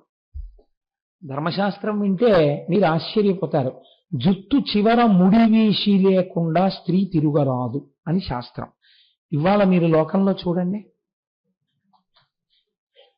చాలా ధర్మబద్ధంగా లోకమంతా ఉండాలంటే ఎందుకు ఉంటుందండి? కాబట్టి ఇప్పుడు ఏమైంది? ఆ జుట్టు పాదాల మీద పడగానే ఇంద్రుడు గర్భంలోకి ప్రవేశించాడు. ప్రవేశించి తన వజ్రాయుధంతో, చిత్రమైన మాట వేశారు, కులిశ ప్రయోగమున వజ్రాయుధంతో లోపల ఉన్న పిల్లవాణ్ణి ముక్కల కింద నరికేశాడు పిండాన్ని. మారుదో మారుదస్యేతి గర్భం శక్రుభ్యభాషత అంటారు వాల్మీకి మహర్షిది. మారుద ఏడవకండి ఏడవకండి అంటూ నరికేశాడు. నరికేస్తే అప్పుడు ఏడ్చింది దితి. అయ్యో, నిన్ను చంపే పిల్లలు కావాలనుకున్నాను, నీ చేతిలో చచ్చిపోయారు. కనీసం నీ చేత నరకపడ్డారు కనుక నువ్వు వాళ్ళకి నీ దగ్గర పదవులు ఇయ్యి అని అడిగింది. అప్పుడు మారుద ఏడవకండి ఏడవకండి అని కడుపులో ఇంద్రుడి చేత చెప్పబడ్డారు కనుక వాళ్ళని మరుత్తులు అన్న పదవులు పొందారు. వాళ్ళు మరుత్తులన్న పదవులతో స్వర్గలోకంలో వాళ్ళ పదవులను అధిష్ఠించారు. కాబట్టి ఇప్పుడేమైంది? మళ్ళీ భంగపాటే నడువడియింది. ఇలా కొన్నాళ్ళు అయిపోయింది. అయిపోయిన తరువాత ఆవిడికి మరొక చిత్రమైనటువంటి కోరింది. మళ్ళీ కశ్యప ప్రజాపతి దగ్గరికి వెళ్ళి అడిగింది. మనల గర్భంబు కోరియం మగవ మగని వేడగా అతడు ఇట్లనే వెలది వినుము 10 మరియు వేండ్ల రాజీవ భువని గూర్చి పావనాత్మక వైచేయు పరమతపము. మళ్ళీ ఇప్పుడేం అడుగుతున్నావు? దేవతలందరినీ గెలవగలిగినటువంటి కుమారుడు కావాలని చెప్పి కదా అడుగుతున్నావు. అటువంటి కొడుకు కావాలంటే 10,000 సంవత్సరములు నియమంతో చతుర్ముఖ బ్రహ్మగారి గురించి తపస్సు చేస్తావా? చెయ్యి. తపస్సు చేస్తే అలాంటి కొడుకు పుడతాడు నీకు. ఇప్పుడు ఆవిడేం చేసింది? ఆవిడ ఎప్పుడు కోరినా 2 చూస్తుంది, ఇటువాళ్ళు అటువాళ్ళు. ఎవరినో దృష్టిలో పెట్టుకుని వాళ్ళని మట్టు పెట్టడానికి అంతటి వాళ్ళు కావాలంటూ ఉంటుంది. కాబట్టి దేహబలాన్ని ఒకటే అడుగుతుంది ఆవిడ, ఆధ్యాత్మిక బలాన్ని ఆవిడ కోరదు. కాబట్టి ఏది నిరుపయోగం అయిపోతుంది? కశ్యప ప్రజాపతి భార్య అయినా కశ్యపుడి తేజం కంటకమై కూర్చుంటోంది క్షేత్రము యొక్క ఇబ్బంది వల్ల. చూశారా ఎంత ప్రమాదం వస్తుందో? ఒకే స్త్రీ, మార్పు రావట్లేదు. ఇప్పుడు ఆవిడ మళ్ళీ అటువంటి తపస్సే బ్రహ్మాండంగా ప్రారంభం చేసింది. ఇలా ప్రారంభం చేసి కొన్ని వేల సంవత్సరములు తపస్సు చేసిన తర్వాత చతుర్ముఖ బ్రహ్మగారి యొక్క అనుగ్రహాన్ని పొందింది. అనుగ్రహాన్ని పొంది ఆ గర్భము పెరిగి ఒక పిల్లవాణ్ణి కంది. వాడి పేరు వజ్రాంగుడు అని పేరు పెట్టారు. వజ్రాంగుడు అంటే వజ్రము వంటి అంగములు కలిగిన వాడు. కాబట్టి వాడికి ఎంత దెబ్బ కొట్టినా వాడికి ఏం తగలది. కాబట్టి ఏమిటి కోరుకుంటూ ఉంటుంది ఆవిడ? మీరు బాగా పసిగట్టండి. కేవలము దేహబలం ఒక్కటే చూస్తుంది ఆవిడ. దేహబలముతో పాటుగా లోకరక్షణము చేయగలిగినటువంటి భగవద్భక్తితో కూడినటువంటి స్థితిని ఆవిడ కోరదు. కాబట్టి భక్తిని అడగదు. ఈశ్వర భక్తితో కూడుకున్న బిడ్డలు అక్కడ కావాలని అడిగి ఉంటే మరొక మార్కండేయుడు పుట్టుండేవాడు, కశ్యప ప్రజాపతి తేజం. కానీ ఇప్పుడు ఏమైంది? మళ్ళీ ఆ వజ్రాంగుడు పుట్టాడు. పుట్టిన తర్వాత వాడికి దేహమునందు బలం ఉంది, బుద్ధులందు సంస్కారం ఏర్పడలేదు. కానీ ఒక్కటి గుర్తుపెట్టుకోండి, ఈయన బయలుదేరి ఎవరిని గెలవడం మొదలు పెడతాడు? ఒంట్లో ఓపికన్న తర్వాత ఎప్పుడు జ్ఞాతులతోటే కదండి వైరం. ఆ పక్కన ఉన్నటువంటి సవతి పిల్లలు ఉన్నారు, అందుకని చెప్పి దేవలోకానికి వెళ్ళడం, దేవతలతో యుద్ధం చేయడం, ఇంద్రుణ్ణి దింపేయడం, మిగిలిన దేవతల్ని దింపేయడం, అవన్నీ ఆక్రమిస్తూ ఉండడం, వాళ్ళందరినీ అడవికి తరివేయడం, ఈయన సర్వలోకాధిపత్యాన్ని పొందడం, అమరావతిని రాజధానిగా చేసుకోవడం, హవిస్సులు తాను గుర్చేసుకోవడం, తనకే పూజలు చేయమండం. అందరి అల్లరి ఒక్కలాగే ఉంటుంది. డూ పెట్టేయచ్చు మీరు అక్కడ. కాబట్టి అదే అల్లరి ఈయన ప్రారంభం చేశాడు. ప్రారంభం చేస్తే దేవతలు చాలా దీనులై తీవ్ర దుఃఖ భరము చెందిరి తత్సతుల్ బహుళ శోక సాగరంబున మునిగిరా చందమరిగి కమలజుడు కశ్యపుని తోడ కదలి వచ్చే. ఈయన ఏం చేశాడు? ఈ వజ్రాంగుడు ఇంద్రుడి దగ్గరికి వెళ్ళాడు, ఇంద్రుణ్ణి బంధించేశాడు. వరుణుడి దగ్గరికి వెళ్ళాడు, వరుణుణ్ణి బంధించేశాడు. వీళ్ళందరినీ తీసుకొచ్చి తన కారాగారంలో పడేశాడు. ఇంద్రజిత్ పడేసినట్టు పడేశాడు.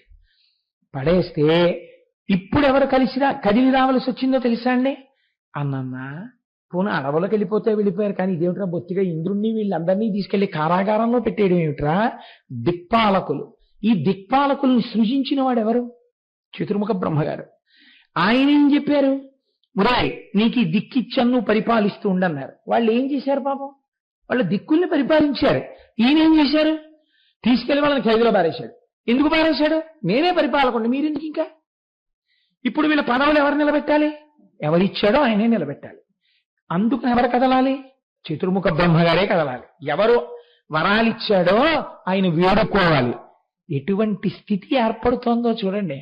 ముగ్గురు మూర్తులు త్రిమూర్తులను కూడా సంకట పరిస్థితులలోకి నెట్టేస్తుంటాయి దితి భావాలు. దితి కడుపున పుట్టే బిడ్డలు. ఇప్పుడు చతుర్ముఖ బ్రహ్మగారు ఎవరితో కలిసి రావాలి? ఒక్కడు వచ్చాడు అనుకోండి, చాలా అసహ్యంగా ఉంటుంది. తను మాట చెప్తే కొంచెం పక్కన కాస్త పెద్దరికంగా చెప్పేవాడు ఇంకోటి రావాలేమో, వింటాడో ఉండో. కాబట్టి కశ్యప ప్రజాపతిని కూడా తీసుకొని వచ్చాడు. తండ్రి కదా. ఈ కశ్యప ప్రజాపతి, చతుర్ముఖ బ్రహ్మ ఇద్దరు వజ్రాంగుడి రాజ్యానికి రావాల్సి వచ్చిందండి. ఎక్కడి చతుర్ముఖ బ్రహ్మ గారు, ఎక్కడి వజ్రాంగుడు? వస్తే లేచాడు, స్తోత్రం చేశాడు, నమస్కారం చేశాడు, కూర్చోపెట్టాడు సముచితాసనమనందు, అర్ఘ్యపాద్యాదులనిచ్చాడు. చాలా సంతోషించాను రా నువ్వు చేసినటువంటి అతిథి మర్యాదకే.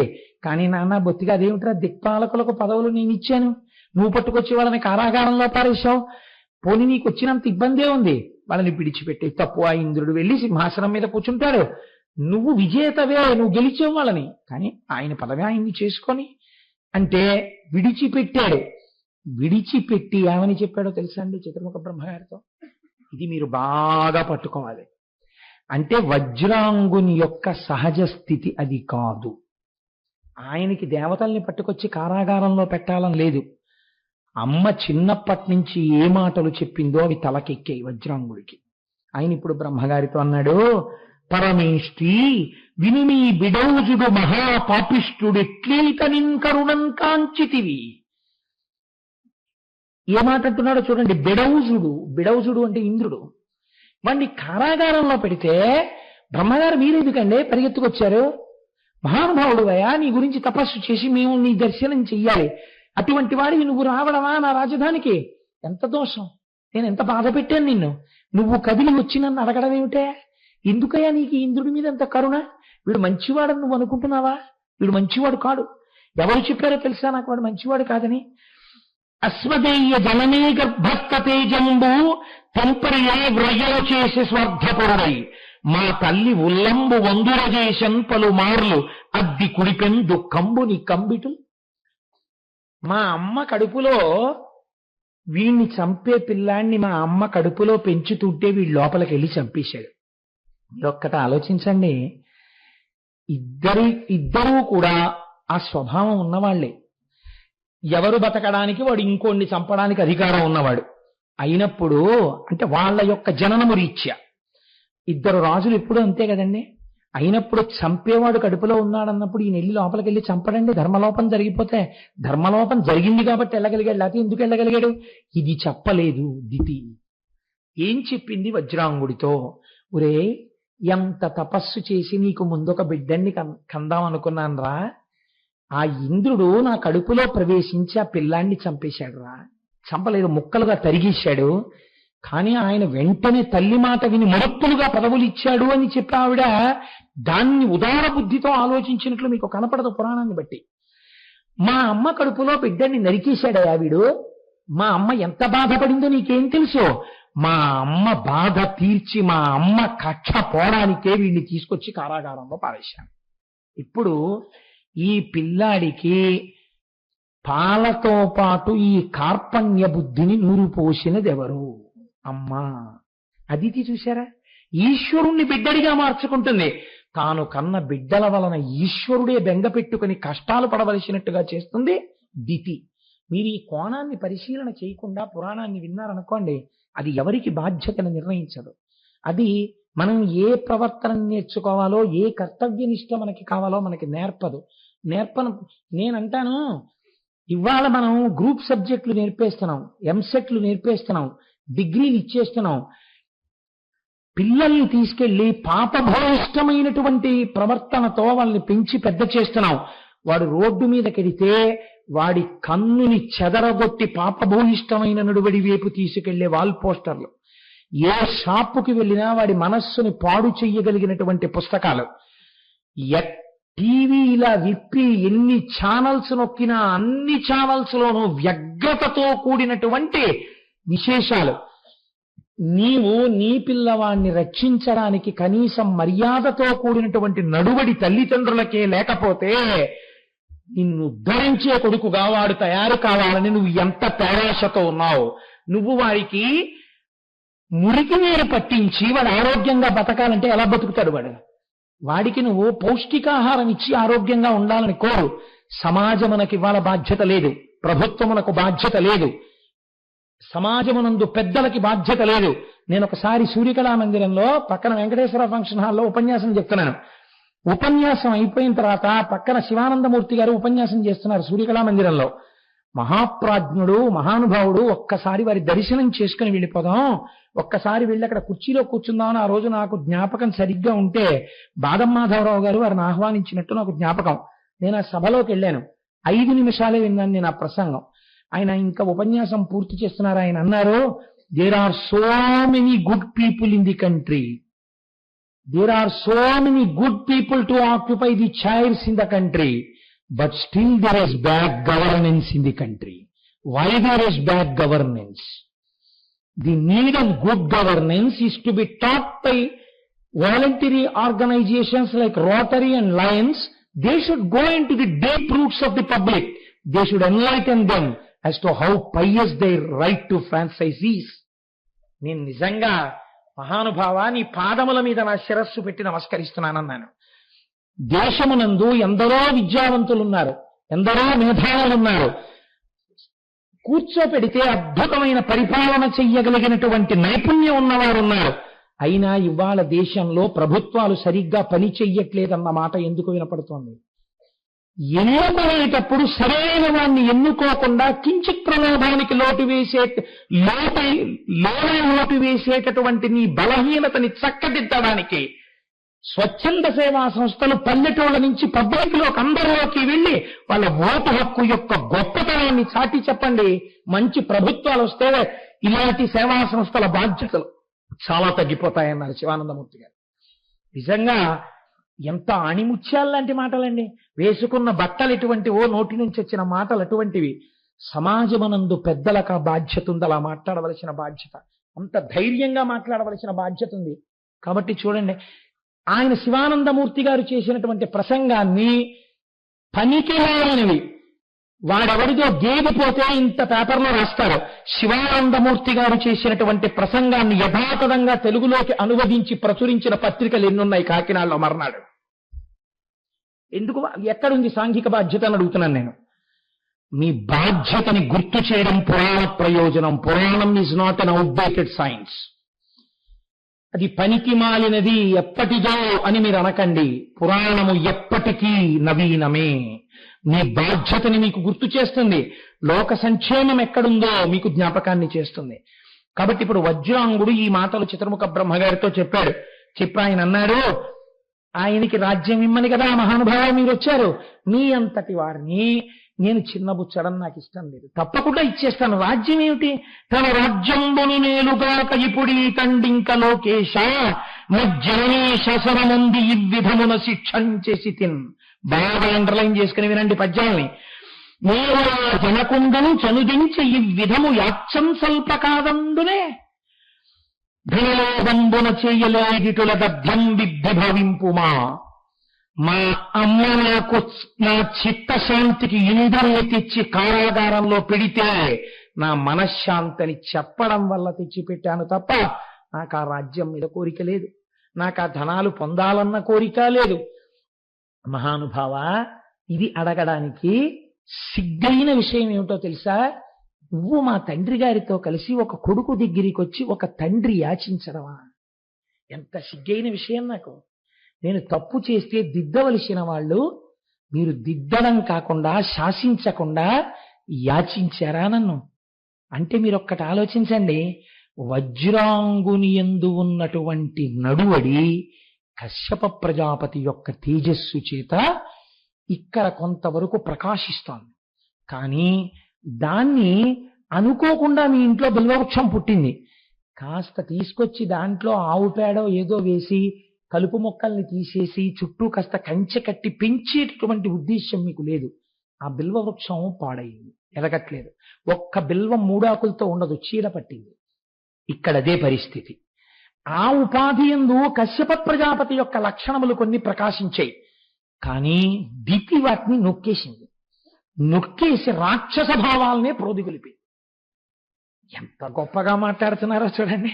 కాబట్టి ఒక తండ్రి, ఒక చతుర్ముఖ బ్రహ్మ ఇద్దరొచ్చి ఒక కొడుకుని యాచిస్తున్నారు. ఏమని? వాణ్ణి విడిచిపెట్టేయమని. ఇలా మీరు యాచించడమా? మీరు యాచిస్తే మీ కోరిక తీర్చడమా? ఎంత తప్పు. ఒక్క నమ్మండి చాలు.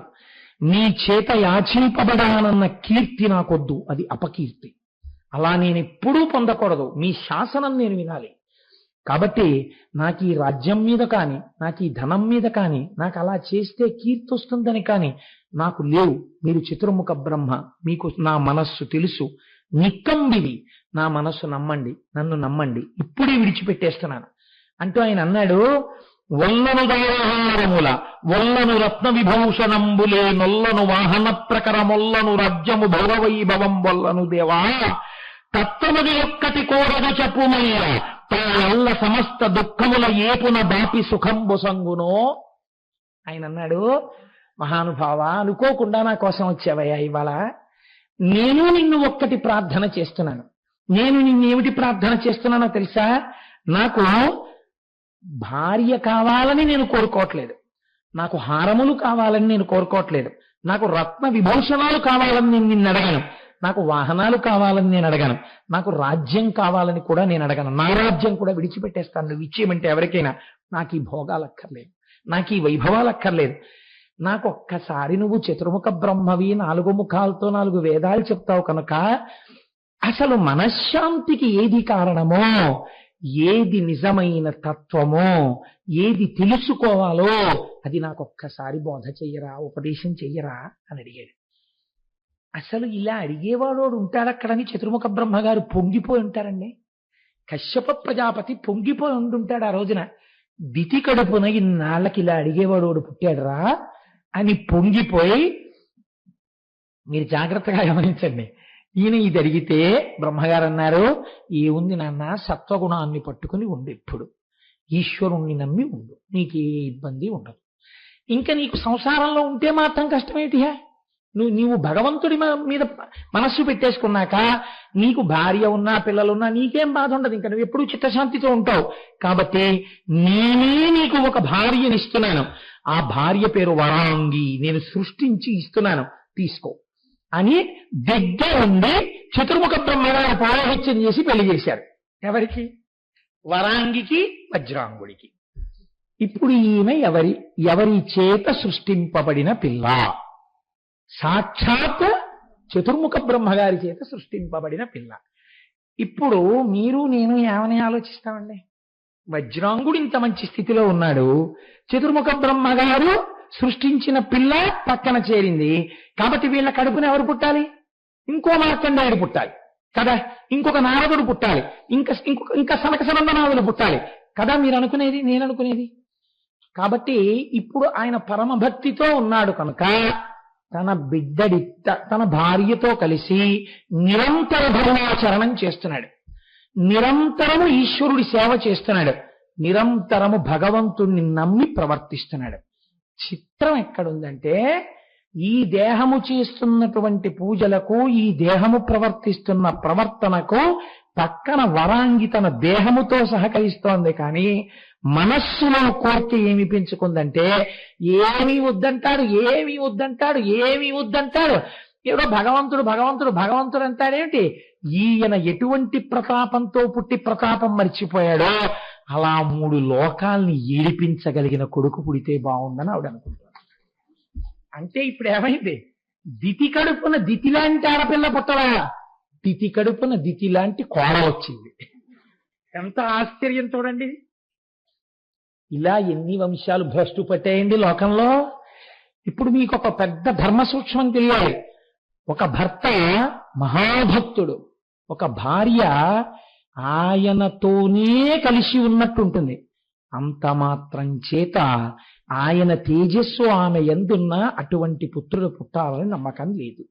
లేదా ఆవిడ మహాభక్తురాలు, ఆయన భక్తుడిలా ఆవిడ మాట కాదనలోని వాడిలా ప్రవర్తిస్తుంటాడు.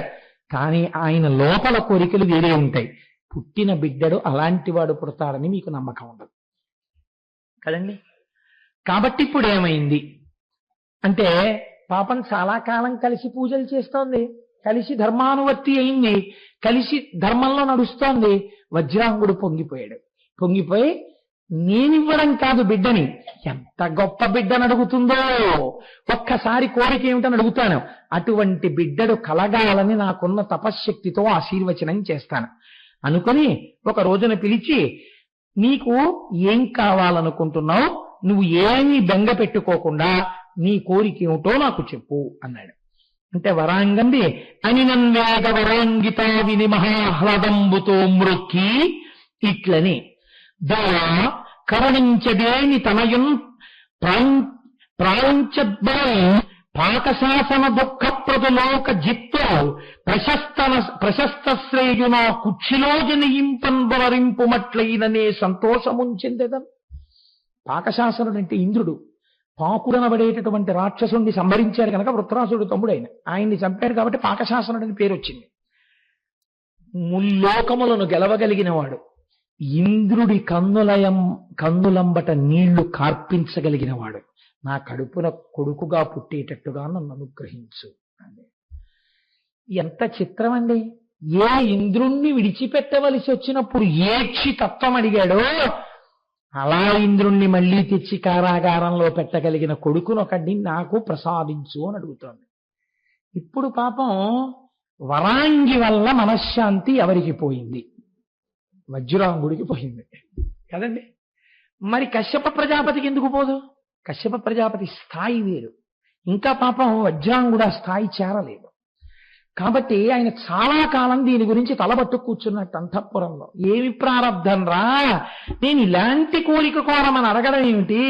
కోరము నీదు వంచితము కోమలి నేను నగూర్తునంచుదల్లారయుకెను పల్కితి వరాలి సురావళితో విరోధమున్ కోరి వచించే అట్టులనగూర్చిన లోకములర్తి చెందు నేనేరక తెచ్చుకొంటినని నీతుడనై ఇటు పాపహేతువు. ఆయన అన్నాడు, ఎందుకు అడిగాను ఈ దిక్కుమాలిన వరం? ఉన్నవాణ్ణి ఊరుకోకుండా నీకేం కావాలని ఎందుకు అడిగాను? ఇప్పుడు ఆవిడ ఏమంటోంది? ఇంద్రుణ్ణి తీసుకొచ్చి ఇంద్రుణ్ణి ఏడిపించగలిగిన కొడుకు కావాలంటోంది. ఇంద్రుణ్ణి ఏడిపించే కొడుకు కావాలంటే వాడు ఇంద్రుడి మీదకి యుద్ధానికి వెళ్తాడు. ఇంద్రుడి మీదకి యుద్ధానికి వస్తే ఇంద్రుడికి సాయంగా ఎవరు వస్తారు? దేవతలు వస్తారు. కాబట్టి ఇప్పుడు వాడు దేవతలందరినీ ఏడిపిస్తాడు.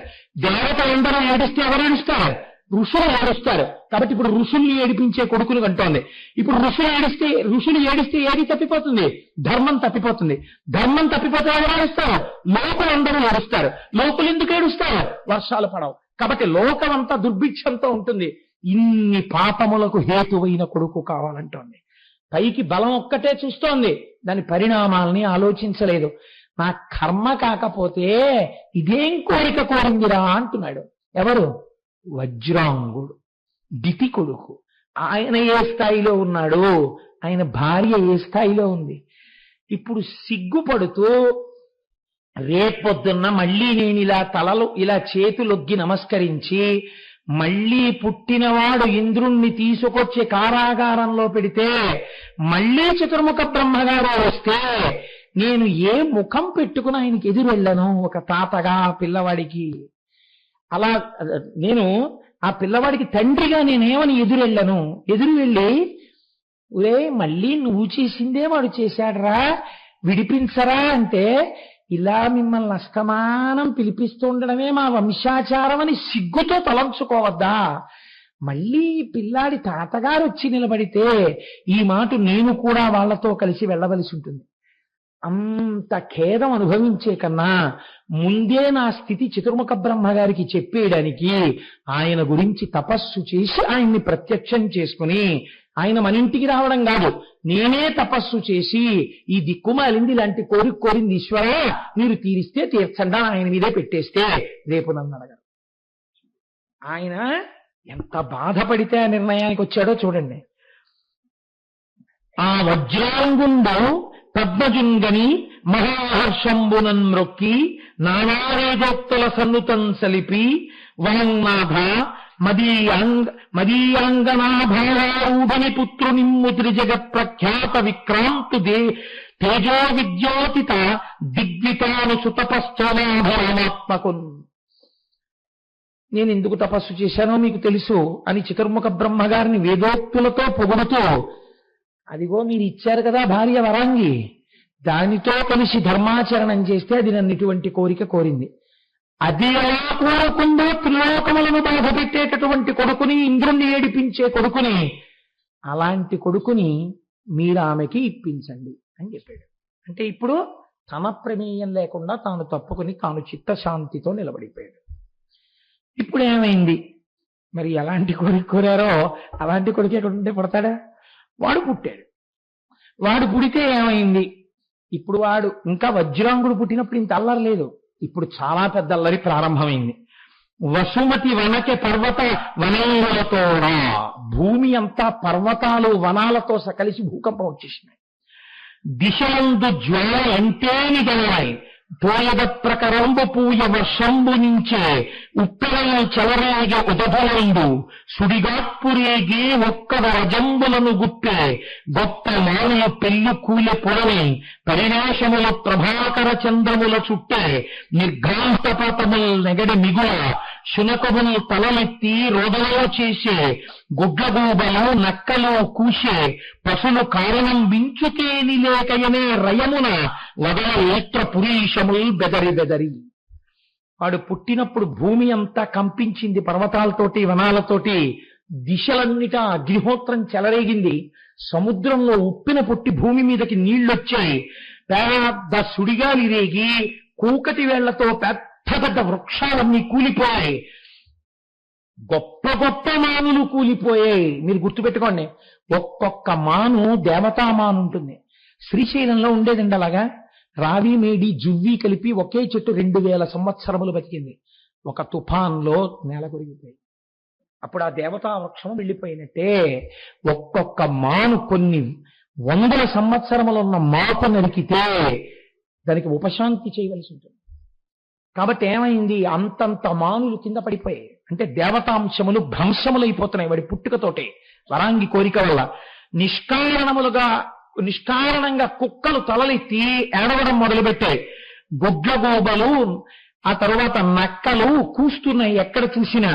పశువులు కారణం ఏమీ లేకుండా భయపడిపోయి కట్టుకొయ్యల నుంచి దూరంగా ఇలా పీకకి ఉరిపోసుకున్నట్టుగా లాక్కుని అటూ ఇటూ తిరుగుతూ మూత్రాన్ని మలాన్ని విసర్జిస్తున్నాయి. లోకమంతటా ఎక్కడ చూసినా సరే భయంకరమైనటువంటి ఉత్పాతములు కనపడుతున్నాయి.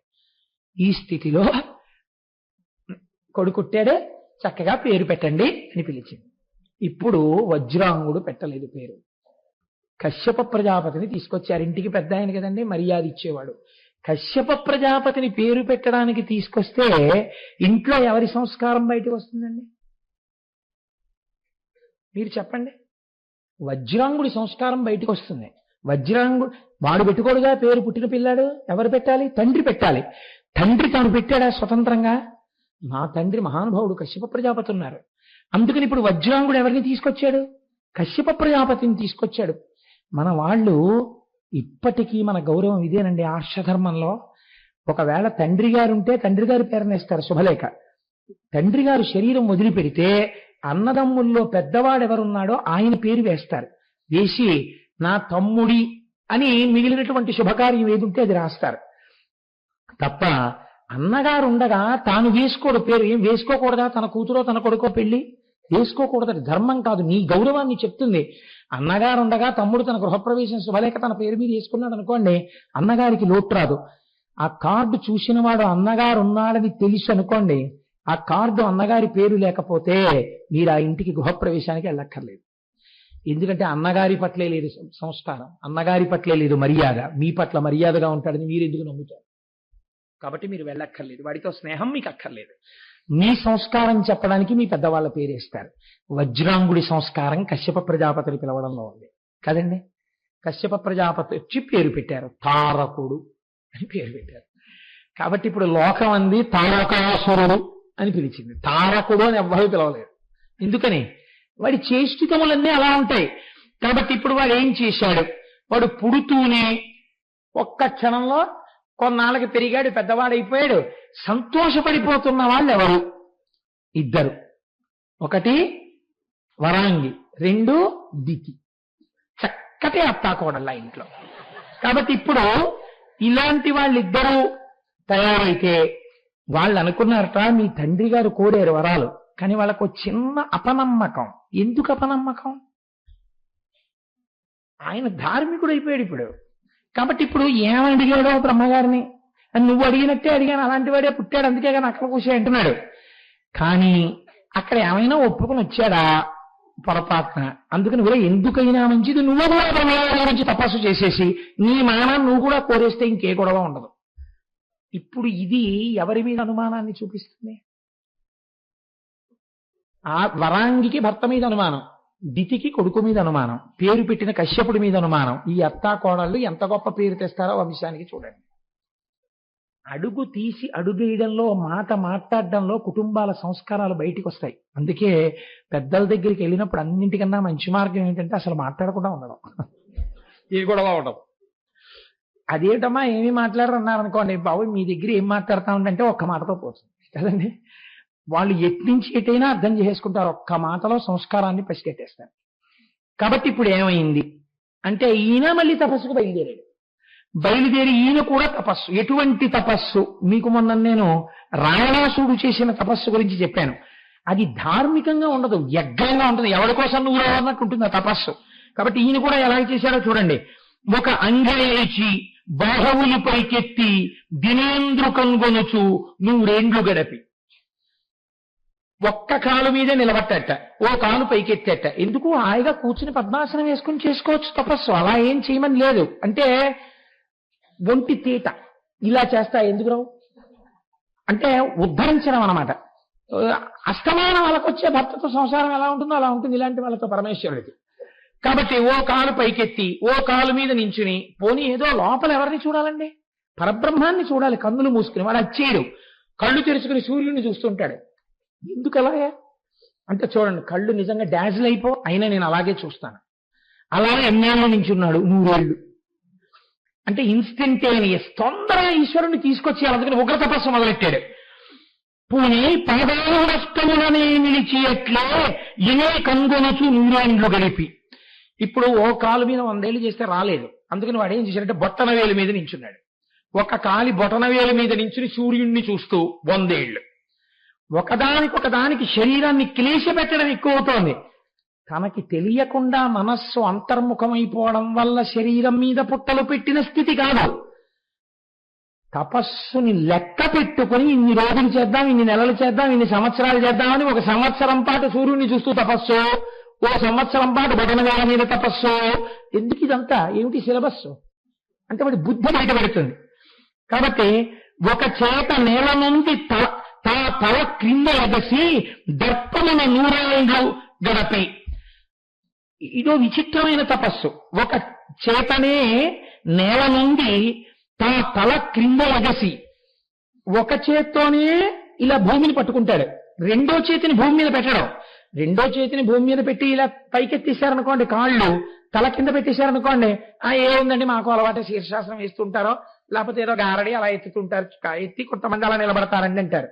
వాడేం చేశాడో తెలుసండి, ఒక్క చేయ కింద పెట్టి రెండో చేయి పెట్టలేదని చెప్పడానికి అందరికీ కనపడేటట్టు ఇలా పైకెట్టి ఇప్పుడు ఈ రెండు కాళ్ళు పైకెత్తేసి ఒక్క చేతి మీద తిరగడం తపస్సు చేశాడు. ఎందుకదంతా అంటే ఎంత అల్లరి సిలబస్ చూడండి. వాడి మనస్సుని మీకు బయట పెడుతుంది. ద్రుమశాఖ బాధత్త యమున నాలంబగా మెసక గౌరవించి నీరపి అయినా రాలేదు బ్రహ్మగారు. వాడికి కోపం వచ్చింది. పారిజాత వృక్షం ఎక్కేటవాడు. పారిజాత వృక్షం కొమ్మలు జారుగా ఉంటాయి, పడిపోతారు కూడాను, చాలా పిలుసుగా ఉంటాయి. వాడు పారిజాత వృక్షం యొక్క చిట్ట చివరకు వచ్చేసి ఇంకా ఇలాంటి దారి కింద పడిపోతాడు. అక్కడ రెండు పాదాల మీద నిలబడంటే ఇప్పుడు బలవంతా పెట్టాడు. పెట్టి అలా చూస్తూ తపస్సు 100 ఏళ్ళు. ఇదంతా ఏమిటి? నువ్వు వస్తావా రావా అని అనమాట. అంత రగడ అయిన దానికి అలకే, కాని దానికి అలకే. ఏమిటి అలక? ఇలా భార్య ఏదైనా చిన్న మాట అనేటప్పటికీ ఒళ్ళంతా జడ్డు బాను రాసేసుకు పడుకుంటుంటాడు.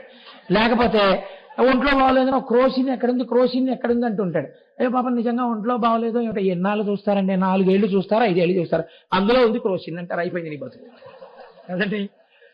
కాబట్టి ఇప్పుడు అలాంటి తపస్సు చేసి ఇలా అనవద్యం గడిపి అగ్నిహోత్రం మధ్యలో కూర్చుని 100 ఏళ్ళు, ఎలవి జలవచ్చరంలో 100 ఏళ్ళు గడిపి నీళ్ల మధ్యలో కూర్చుని 100 ఏళ్ళు, అనువుగా దృఢచిత్తుడై అనిమదక్షరంబు సేవితునతడు తపంబు సెలిపే గాలి తింటూ 100 ఏళ్ళు తపస్సు చేశాడు.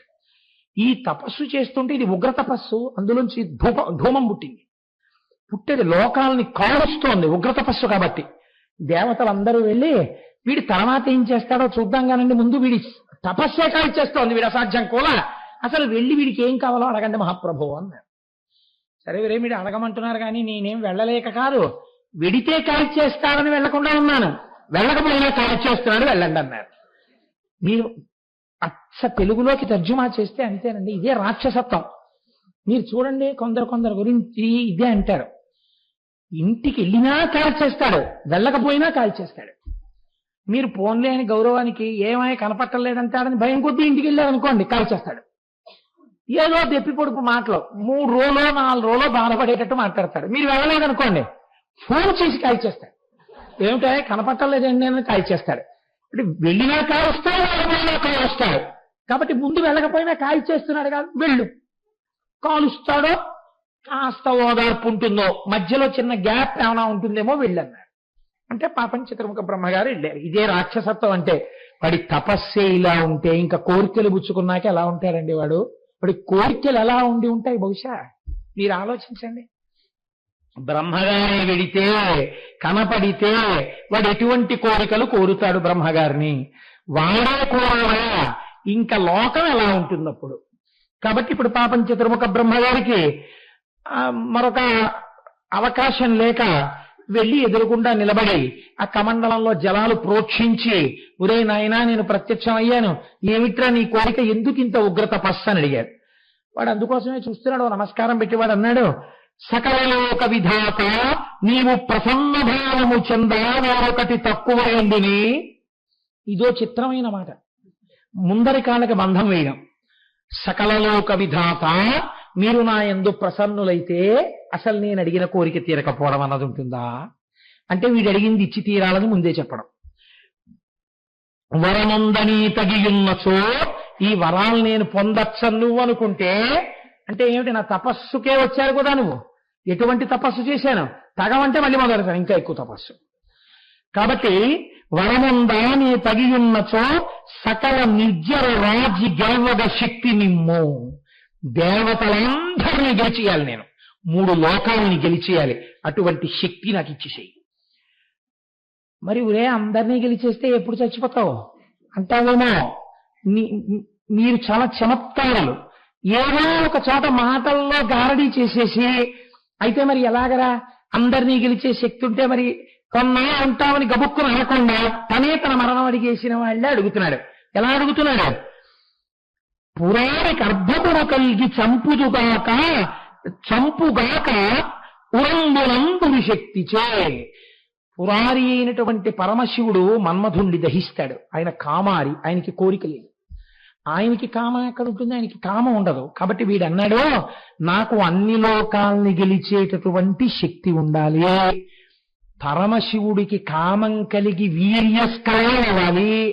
ఆయనకి కామం కలిగి వీర్యము స్ఖలనమైతే ఆరాధనలోంచి కొడుకు పుడితే వారి చేతిలో నేను చచ్చిపోతానన్నాడు.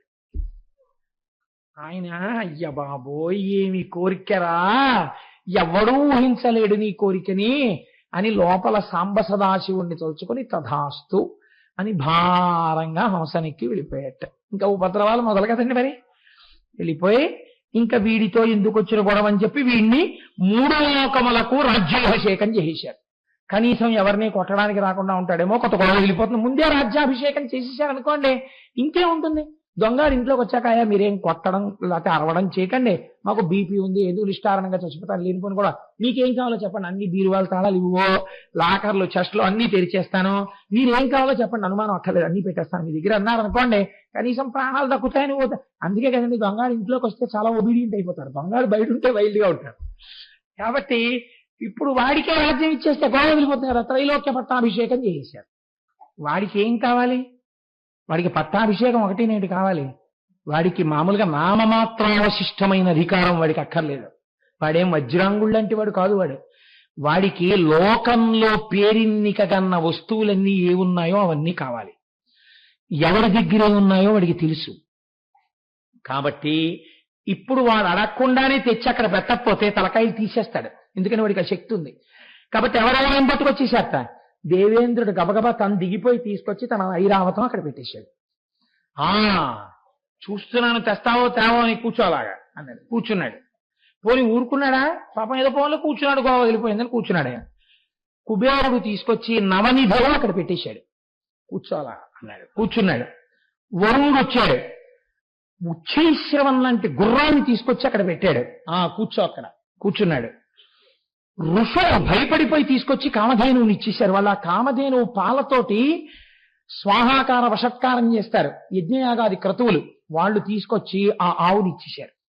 అంటే అసలు చిత్రం ఏమిటంటే అసలు తారకాసురుడు యుద్ధానికి వెళ్ళలేదండి. వాడు వెళ్లకుండా పట్టాభిషేకం చేసి వాడు వెళ్ళి తెచ్చుకోకుండా వాళ్ళే అన్ని తెచ్చి అక్కడ పెట్టేశారు.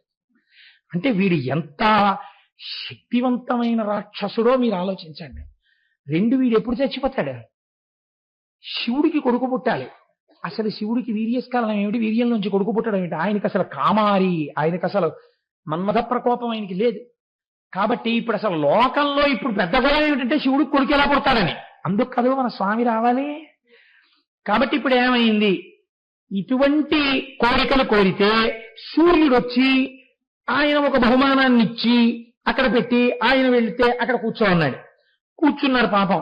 వెళ్ళి కూర్చుంటే ఊరుకున్నాడా? ఊరుకోలేదు. వాళ్ళని పిలిచి అన్నాడు, మీరందరూ అలా కూర్చుంటే నేను ఒప్పుకోను. మీరందరూ ఇన్నాళ్ళు ఏం చేశారు?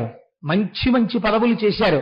మీరు ఈ పదవుల్ని బాగా నిర్వహించడం వల్ల మీకు కొన్ని పదవులు చెయ్యడంలో మంచి పర్ఫెక్ట్ వచ్చింది.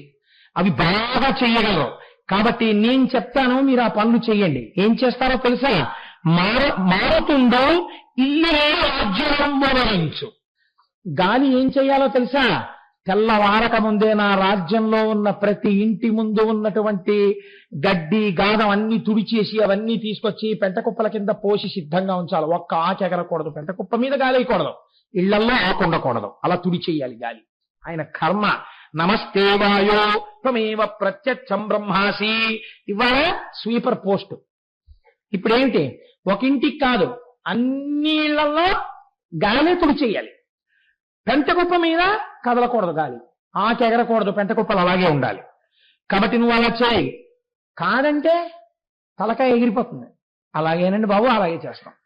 కాబట్టి ఇప్పుడు కలయంపి చెల్లును గంధహర్త. వరుణ, నువ్వేం చేస్తావో తెలుసా? నువ్వు వరుణుడివి, నీకు జలాలకు సంబంధించిన విషయం బాగా తెలుసు. రోజు నీళ్లలో ఆవు పేడ కలిపి అన్ని ఇళ్ల ముందు చల్లు. కాబట్టి నువ్వు కలాబీ చల్లుతుండు. వైశ్వానరుండు మేల్ వంటకంబరంచు. అగ్నిహోత్రుడా, నువ్వేం చేస్తావో తెలుసా? మంచి వంటలు చేస్తుండు, వంటవాడికి ఇంట్లో ఉండి. అయ్యా అలాగేనండి. రక్షకరుడైతరంగు యముడు. యమధర్మరాజు గారు, మీరేం చేయక్కర్లా, ఎవరిని చంపక్కర్లా, ఎవరిని చంపాలో మేము చూస్తాం. ఇంక నుంచి మీరు మా ఇంటి ద్వారం ముందు నుంచి ఉండండి శూలం పట్టుకుని. మీరు మాకు సెక్యూరిటీ ఆఫీసర్. అంటే యముడు పాపం అలా చేతులు కట్టుకుని ఆయన నించున్నాడు. అంటే ఇప్పుడు దిక్పాలకులందరి యొక్క పదవులు తీసేశారు మిగిలిన వాళ్ళు. ఈయన తీసేయన్నారు. వాళ్ళ ప్రయోజకత్వాన్ని ఎంత అధమ స్థాయిలో వాడుకుంటున్నాడో చూడండి ప్రభువే. అంటే మీరు లోకంలో తేలిక మాట వాడుతుంటారు, శాడిజం. అంతటి వాడి చేత ఇంతటి హీనమైన పని చేయిస్తే ఒక్కొక్కడికి తృప్తిగా ఉంటుంది. అంటే రాక్షస ప్రవృత్తి కలడబెట్టిన వాడు తారకుడు. కాబట్టి ఆయనకి ఆ పని చెప్పాడు. చెప్పి అశ్వినీయులు కోంతురమరిక వజ్జులై, అశ్విని దేవతలు ఏం చేయాలో తెలుసా? ఉపాధ్యాయులై పాఠాలు నేర్పుతూ ఉండాలి. దానికి బృహస్పతిని వాళ్ళని పెట్టడు ఆయన. మధ్యలో ఎక్కడైనా శ్రీ మహావిష్ణువు గురించో శివుడి గురించో అయినా చెప్పేస్తారేమో మనకు అనుమానం. అందుకని అశ్విని దేవతల్ని పెట్టాడు అక్కడ తీసుకొచ్చి. బొక్క సంబోధించు ఎక్కువగా కుబేరుడు ఏం చేయాలో తెలుసా? లోపల డబ్బు బాగా పెరగడానికి ధనాగారంలో ఎలా అవతలవాన్ని పీడ ఇచ్చేసి ఎక్కడెక్కడ ఏమున్నాయో ఎలా కొట్టుకొచ్చేయాలో, ఎవరి దగ్గర ఎంత డబ్బు ఉంటుందో నీకు బాగా తెలుసు. ఆ లిస్ట్ అంతా తయారు చేసి అవన్నీ మన కాసుకోశాగారానికి వచ్చేట్టు ఏర్పాటు చేయి. అలాగేనండి బాబాయ్. అందుకని ఆయన అలా పెట్టాడు. తుంబురుందారించు తోంపు గానంబు. తుంబురుడు ఏం చేయాలో తెలుసా? ఎప్పుడు ఏదో భగవంతుడి గురించి కీర్తనలు చేస్తూ ఉంటాడు. రేపటి నుంచి అలా చేయడానికి వీల్లేదు. తుంబురుడు రేపటి నుంచి వచ్చి నేను హాయిగా నా భార్యతో కలిసి కూర్చుంటాను, కచేరీ చెయ్యాలి. ఆ కచేరీ విని నేను సంతోషిస్తాను. ఆ కచేరీలో శ్రీమన్నారాయణుణ్ణి పరమశివుణ్ణి కీర్తనలు చేస్తాను అంటే కుదరదు. అమ్మవారి మీద కీర్తనలు చేస్తానంటే కుదరదు. దేని మీద కీర్తన చేయాలి? తారకుడి మీదే కీర్తనలు చెయ్యాలి. కాబట్టి ఇప్పుడు తుంబురుడు పని చేస్తుండాలి. నాట్యమత్సరసి, అప్సరసలందరూ షిఫ్ట్లు వేసుకుని నా ముందు నాట్యం చేస్తూ ఉండాలి. కాబట్టి వీళ్ళందరూ ఈ పని చేస్తూ ఉండాలి. అనుదినం దినుడు అర్హమవు నట్టు లెండకాయలు. సూర్యుడు నా రోజు పనిని చూడాలి. ఇవాళ తారకాసురుడు బయటికి వెళ్తున్నాడు, చాలా తక్కువ ఎండ కాయాలి. తారకాసురుడికి కొంచెం చలేస్తోంది, కొంచెం గోరువెచ్చగా కాయాలి. తారకాసురుడికి కొంచెం చెమట పట్టింది, సూర్యుడు చల్లబడిపోవాలి. నా కార్యక్రమాన్ని బట్టి, నేను పొందుతున్న తాపాన్ని బట్టి నేను సుఖంగా ఉండేటట్టుగా సూర్యుడు ప్రకాశించాలి వాళ్ళ నుంచి. అంటే ఇప్పుడు ఆయన లోకసాక్షి కాడు, తారక సాక్షి. వాడి వంక చూస్తూ వాడికి చెమట పడితే చల్లబడిపోవాలి. వాడికి కొంచెం చలేస్తున్నట్టుంది ఏంటంటే ఈయన కొంచెం వేడిగా ఉండాలి. ఈ స్థితికి సూర్యుడిని దింపాడు. కాబట్టి సూర్యుడు నన్ను అలా సేవిస్తూ ఉంటాడు. రేరాడునట్టులే కర్జమెరిగి వెన్నెలయ చిందు. రేరాడు అంటే రాత్రికి రేడు, రాత్రికి రాజు చంద్రుడు. చంద్రుడు ఏం చేయాలో తెలుసా? కార్యం తెలుసుకోవాలి, నా మనస్సు తెలుసుకోవాలి. నేను మంచి భోగం అనుభవిస్తుంటే పౌర్ణమి చంద్రుడు కనపడాలి. అది అమావాస్యతో నాకేం సంబంధం ఉండదు. నేను ఎవరో ఒక ఇంటితో కలిసి విహారం చేస్తుంటే నేను ఇలా ఆకాశంలోకి చూసేటప్పటికీ పున్నమి చంద్రుడు కనపడాలి నాకు. నేను కొంచెం విసుగ్గా ఉండి చికాగ్గా ఏమైనా ఉంటే అసలు నాకు కనపడకూడదు. అప్పుడు ఎలా చల్లగా ఉంటానో అలాంటి కుదరదు. నా కంటికి కనపడకూడదు, చీకటిగా ఉండాలి. అప్పుడు నాకు మనస్సు ప్రశాంతంగా ఉంటుంది. కాబట్టి చంద్రుడు నా ఇష్టం వచ్చినట్లు ప్రవర్తించాలి. వాన కురిపించు దైతే వాన కదరి. అలాగే ఎప్పుడెప్పుడు ఎక్కడెక్కడ ఎంతెంత నీరు పడాలో చూసుకుని దాన్ని బట్టి వర్షం పడాలి. వర్షం ఎందుకు పడాలో తెలుసా? పండడానికి కాదు, తాగడానికి నీళ్లుండడం కోసమే. భూమి ఏం చెయ్యాలి? నీళ్లు వానలు పడలేదండి నేను పండనండి, చీడలు పట్టాయండి అంటే కుదరదు. నువ్వేం చేయాలి? నువ్వు 3 పంటలు పండేవి. ఇలా చల్లేస్తాం, విత్తనాలు వెళ్ళిపోతాం అంతే. నువ్వే పెంచేసుకోవాలి, నువ్వే కంకులు వచ్చేయాలి, అద్భుతమైన పంటలు పండేయాలి. ఇది భూమి యొక్క బాధ్యత.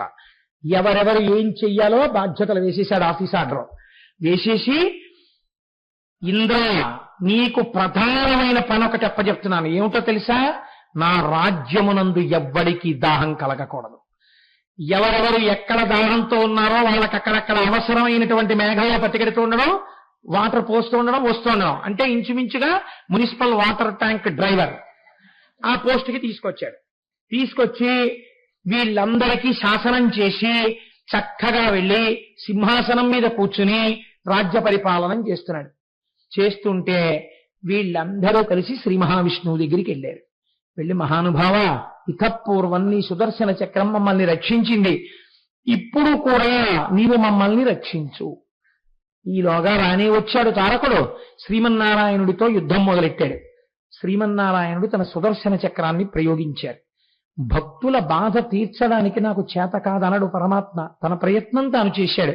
కానీ అది ఆయన కంఠమునందు పుష్పమైపోయి రాజిల్లింది. కారణం ఏమిటి? వాడికి వరం ఉంది అవతల. కాబట్టి ఎవరూ ఏం చేయలేరు. అప్పటికి ఎటువంటి మాయమాటలు మాట్లాడాలో అటువంటి విష్ణుమాయ ప్రసరింపజేసి శ్రీ మహావిష్ణువు తప్పుకున్నారు అక్కడి నుంచి. ఇప్పుడు అందరూ కలిసి బ్రహ్మగారి దగ్గరికి వెళ్ళారు. బ్రహ్మగారి దగ్గరికి వెళ్ళి, అయ్యా ఇప్పుడు మాకొక గొప్ప ఇబ్బంది వచ్చి పడిందండి. పరమశివుడికి ఒక కొడుకు పుట్టాలి. ఎందుకు పుట్టాలి? ఆ కొడుకు పుడితే ఆ పుట్టినటువంటి కొడుకు ఈ తారకాసురుణ్ణి సంహరిస్తాడు. అప్పటి వరకు మాకు ఈ లోకంలో మనశ్శాంతి లేదు. కాబట్టి ఈశ్వరుడికి కొడుకు పుట్టేటట్టుగా మేము ఎలా ధన్యులం అవుతామో మమ్మల్ని అనుగ్రహించండి. ఈ మధ్యలోకి పార్వతీ కళ్యాణం వచ్చిందనుకోండి, చిట్ట చివరికి తీసుకెడతాను దాన్ని పార్వతీ కళ్యాణాన్ని. కానీ ఇక్కడే మీరు ఒక చిత్రమైన సందర్భాన్ని సమన్వయం చేయవలసి ఉంటుంది. కుమార సంభవం స్కందోత్పత్తి బాగా అర్థం అవడానికి నేపథ్యం మీరు విన్నారు ఇప్పటి వరకు. కుమారుడు ఎందుకు రావాలో, శివుడికి కొడుకు ఎందుకు పుట్టాలో మీకు అర్థమైంది. మనందరికీ ఓ కొడుకు మనం ఉద్ధరించడానికి పుట్టినట్టు కాదు. ఇప్పుడు లోకమంతా నిలబడాలంటే శివుడికి కొడుకు కలగాలి. ఇప్పుడు మీరు అవసరాన్ని విన్నారు, నేపథ్యాన్ని. సుబ్రహ్మణ్యుడి రాకలో ఉన్న నేపథ్యాన్ని కూడా మీరు వినాలిగా. సుబ్రహ్మణ్యుడు ఎందుకు రావలసి వచ్చింది అంటే, ఇక్కడ ఒక చిత్రమైనటువంటి సంఘటన జరిగింది. పరమాచార్య స్వామి మహానుభావులు దీని గురించి త్రిపురా రహస్యంలో దీని గురించినటువంటి సందర్భం ఉంది అని చెప్పి వారు ప్రస్తావన చేశారు. మహాత్మ్యకాండయందు సనత్కుమారుడు అని సనక, సనందన, సనత్కుమార, సనత్సుజాత అని వాళ్ళు నలుగురు కూడా బ్రహ్మజ్ఞానులు, బ్రహ్మమానస పుత్రులు. పుట్టుక చేతనే వారు ఎప్పుడు కౌమారమునందు ఉంటారు అని. వారు దిగంబరులై ఉంటారు, అంటే దేహభ్రాంతి లేని వారై ఉంటారు, బ్రహ్మజ్ఞానంతో ఉంటారు. వారు నిస్పృహులై ఉంటారు, అంటే వారికి దేని మీద మమకారం ఉండదు, ఏ కోరిక ఉండదు. ఎందుకు ఉండదంటే అంతా నేనే అయి ఉన్నాను, బ్రహ్మము నేనే అయి ఉన్నాను, అహం బ్రహ్మాస్మి స్థితిలో ఉంటారు. కాబట్టి వాళ్ళ కోరిక అన్నది లేనటువంటి స్థితిలో ఉండేటటువంటి సనత్కుమారుడు ఒక రోజున కూర్చుని ఉన్నారు. ఆయన ఏం చేస్తూ ఉంటారో అని మీరు నన్ను అడిగారు అనుకోండి, ఆయన ఏం చేస్తూ ఉండరు. ఎందుకుండరు? అంతా తానై ఉన్నాడు కాబట్టి తనకి విహితమన్నది లేదు. అందుకే బ్రహ్మజ్ఞానికి విధి నిషేధములు ఉండవు. ఇది మీకు చాలా చిత్రంగా ఉంటుంది ఈ మాట. ఎందుకో తెలుసా అండి, ఒకరు భగవాన్ రమణ మహర్షి దగ్గరికి వెళ్ళారు. వెడితే ఏడిచారు. ఏడిస్తే రమణులు అన్నారు, దేనికి ఏడుస్తున్నావు అని అడిగారు. ఏదో వాళ్ళ అదృష్టం బాగుంది, ఆయన ఆ రోజున మాట్లాడారు. ఎందుకు ఏడుస్తున్నావు అని అడిగారు. ఆయన అన్నాడు, ఎందుకు అంటారేమిటి మహాప్రభు, నేను ఎన్ని పాపాలు చేశానో చెప్తే మీరు అడిగిపోతారు. అన్ని పాపాలు చేశాను, నా వంటి వాణ్ణి కూడా ఈశ్వరుడు ఎలుకుంటాడా అని అడిగాడు. నీకెందుకెంత బెంగ? ఎంత దూది కొండైనా ఒక నిప్పు రవ్వకి కాలిపోతుంది. నువ్వు భగవంతుడి పాదాలు పట్టుకొని ఈ పాపాలు పోతాయి, భయం లేదన్నారు. నాకు ఆ నమ్మకం కలగట్లేదన్నారు. అంటే రమణ మహర్షి అన్నారు, పోనీ నీ పాపాలు పోవడానికి ఏం జరిగితే నమ్ముతావు, నీ పాపాలు పోతాయని అన్నారు. నా పాపాలు మీరు పుచ్చేసుకుంటారా అన్నాడు. ఆయన ఏదో కూర్చున్నారు, ఇలా చూశారు, పార్వతీ పరమేశ్వర్లు కనపడ్డారు అని మళ్ళీ ఇలా తిరిగారు. తిరిగితే కొంచెం కోపం వచ్చింది. పార్వతీ కోపం రాలేదు, సంతోషించారు. ఇదిరా బ్రహ్మజ్ఞానం అంటే. అబ్బో పార్వతీ పరమేశ్వరులు వచ్చారని చెప్పేసి గబగబా 4 శ్లోకాలు చెప్పేసి వేర మంత్రాలు చెప్పేసి సాష్టాంగ పడిపోయి చేయట్లేదు. ఎందుకని? ఇదేగా నాకు అంతటా కనబడుతున్నది, ఇదే ఇక్కడ కనబడుతోంది. అంతటా ఆయనకి పార్వతీ పరమేశ్వరులే కనబడతారు, బ్రహ్మమే కనబడుతుంది. కొత్తగా బ్రహ్మం కనబడడం ఏంటి? అంతటా అదేగా ఆయన చూస్తున్నది. అందుకని ఆయనకి కొత్తతనం ఏం లేదు. కాబట్టి ఆయన అలా చూసి అంటే అబ్బా ఏమి ఎటువంటి స్థితి పార్వతీ చూశావా అన్నారు. అని ఉత్తినే కోపం తెచ్చి పెట్టుకుని, ఏమయ్యా పార్వతీ పరమేశ్వరులం వచ్చి ఇంతసేపు అయింది నిలబడ్డాం, పలకరించమే, మేము వరం ఇద్దాం అనుకుంటున్నాం, మమ్మల్ని ప్రార్థన చేసి పుచ్చుకోవా అన్నారు. ఆయన అన్నారు, మిమ్మల్ని ప్రార్థించడం ఏమిటి? నాకు ఎప్పుడూ అంతటా మీరేగా కనపడేది, నాకు బ్రహ్మమే కనపడుతుంటుంది, బ్రహ్మం కాకుండా ఇంకోటి ఉంది ఏమిటి? మీరు నాకు వరం ఏమి ఇస్తారు? ఎందుకు వరం? నాకు వరం అంటే మళ్ళీ కోరిక, నాకు ఉంటేగా కోరిక, అసలు నాకు ఏ కోరిక లేదు, కాబట్టి నాకు వరం ఎందుకు, నాకు అక్కర్లేదండి. అంటే పరమేశ్వరుడు ఈయన జ్ఞానాన్ని చూసి పొంగిపోయి, అయితే శాపం ఇస్తానన్నాడు. ఆయన ఇవ్వండి, శాపం ఇస్తే ఎవరు బాధపడతారు? దేహం బాధపడుతుంది, అది నేనేం కాదుగా, లోపల ఉన్న ఆత్మ నేను. ఇవ్వండి అయితే శాపం అన్నాడు. ఆయన పొంగిపోయి, అబ్బా ఏమి జ్ఞానమయ్యా, వరం ఇస్తానంటే పుచ్చుకోవు, శాపం ఇస్తానంటే ఇచ్చుకోమంటావు అన్నారు. అంటే ఆయనకి చికాకు వచ్చింది. హాయిగా మౌనంగా కూర్చోకుండా ఏమిటి అల్లరి అని, ఏమిటి వరం అంటారు కాసేపు, శాపం అంటారు కాసేపు, మీకు నేను ఇస్తాను పుచ్చుకోండి వరం ఏమైనా కావాలంటే అన్నారు. అంటే శంకరుడు చాలా సంతోషించి ఆయన అన్నాడు, ఎంత గొప్ప మాట అన్నావురా నాయనా, నేను నాకు కుమారుడిగా జన్మించాలి అన్న. ఈయనన్నారు, నీకే కుమారుడిగా జన్మిస్తాను అన్నారు. పక్కనున్న పార్వతీదేవి ఉలిక్కి పడింది. అంటే నీకే ఎంత దీర్ఘం ఇస్తున్నావు, నాకు కొడుకుగా ఉండవా అంది. అమ్మాయి ఏమనుకోకమ్మా, ఎంత జగజ్జననివైనా నీకు కొడుకుగా రావాలంటే నీ కడుపులో అధోముఖంగా పడుకోవాలి, ఒక స్త్రీ యోనిలోంచి బయటికి రావాలి. ఆ గర్భస్థ నరకం నాకొద్దమ్మా, నేను అలా రాను తల్లి, నేను శివ సంబంధంగానే పుడతానంతే. అంటే అమ్మవారంది, ఆయనకి వరం ఇచ్చానంటారేంటి? లోకంలో అలా ఉండదు, ప్రకృతి పురుషుల యందు. మీకు వరం ఇచ్చానండి, మీకు పుడతాడు కొడుకంటే మగవాడికి కొడుకు ఎలా పుడతాడయా? పక్కన నేను అమ్మవారిని ఉన్నాను, నాకు ఆయనకి కలిపి కొడుకుగా వస్తావు. రెండో కారణం చెప్పనా, ఆయనకి నాకు కామన్ ప్రాపర్టీస్ కొన్ని ఉన్నాయి. అంటే ఇద్దరికీ చెందిన ఆస్తులు ఏమిటో తెలుసా? ఒకటి చంద్రరేఖ, ఇద్దరికీ ఉంటుంది. రెండోది మూడో కన్ను, మా ఇద్దరికీ ఉంటుంది. మూడోది మనస్సు, అది మా ఇద్దరికీ ఒకటే అయి ఉంటుంది. ఆది దంపతులం, రెండు మనస్సులు లేవు. ఆయన అడిగినప్పుడు నువ్వు అమ్మ నీకు కొడుకుగా పుడతానని చెప్పినప్పుడు ఆ మనస్సే నా మనస్సు కూడా, కాబట్టి నాకు కూడా కొడుకుగా పుడతానని చెప్పినట్టే. పుట్టనంటే ఎలా కుదురుతుంది? నువ్వు పుట్టి తీరాల్సిందే అన్నాడు. అంటే ఆయన అన్నారు, అమ్మా పార్వతీ పరమేశ్వరులకు కొడుకునవుతానేమో కానీ నీ గర్భవాసం లేకుండా మాత్రం నీకు కొడుకునవుతానమ్మా అన్నాడు.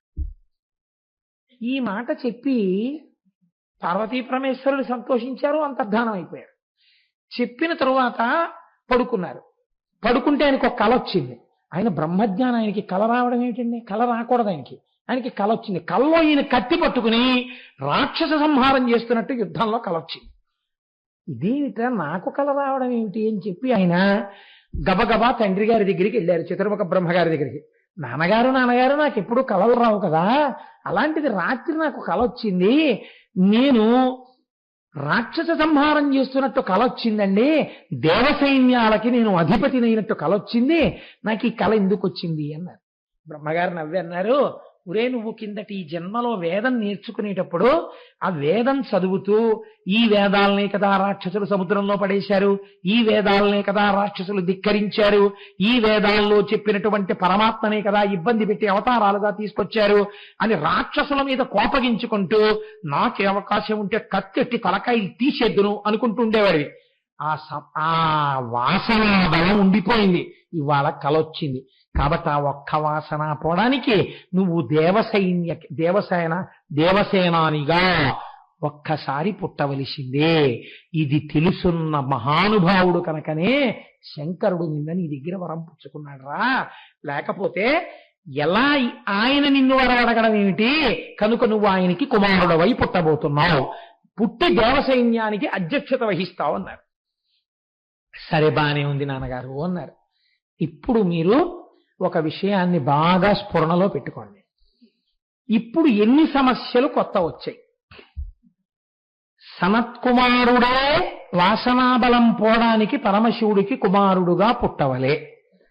పరమశివుడికి కుమారుడుగా పుట్టాలి అంటే పరమేశ్వరుడు సంకల్పం చేస్తే ఆయన యొక్క శరీరంలోంచో తేజస్సులోంచో కుమారుడుగా టక్కని పుట్టచ్చు, నిన్నటి రోజున గణపతి ప్రాదుర్భావంలాగా. కానీ శివవీర్యము స్ఖలనమై ఆ వీర్యము వలన పుట్టిన బిడ్డడికి తప్ప నేను మరణించనని అవతల తారకాసురుడికి వరం ఉంది. శివవీర్యము స్ఖలనమైతే దాన్ని పుచ్చుకోవడానికి క్షేత్రం ఉండాలి. ఆ క్షేత్రము పార్వతీదేవి తప్ప అన్యులు కారు. ఆ క్షేత్రములోకి వీర్యము ప్రవేశిస్తే ఈయన గర్భవాసము చెయ్యాలి.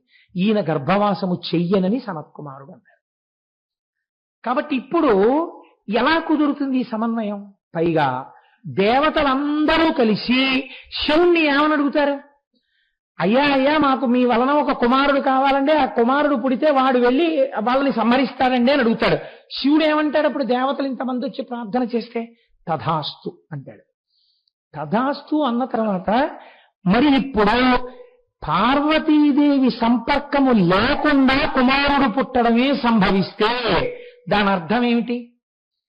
శివవీర్యమును ధరించడానికి వేరొక క్షేత్రం ఏదో ఉండాలి. అప్పుడు పార్వతీదేవికి ఆ క్షేత్రము పట్ల కినుక కలుగుతుందా కలగదా? నేను ఆయనకి భార్యని, బిడ్డలు మాత్రం ఆవిడికి పుట్టారు. ఇప్పుడు అది ఆవిడ కోపకారణం అవుతుంది. ఆదిశక్తియే ఆగ్రహిస్తే తారకాసురుడి కోపం కన్నా, తారకాసురుడి తపస్సు కన్నా, తారకాసురుడి వరాల కన్నా ఇంకా పెద్ద ప్రమాదం లోకంలో వచ్చేస్తుంది.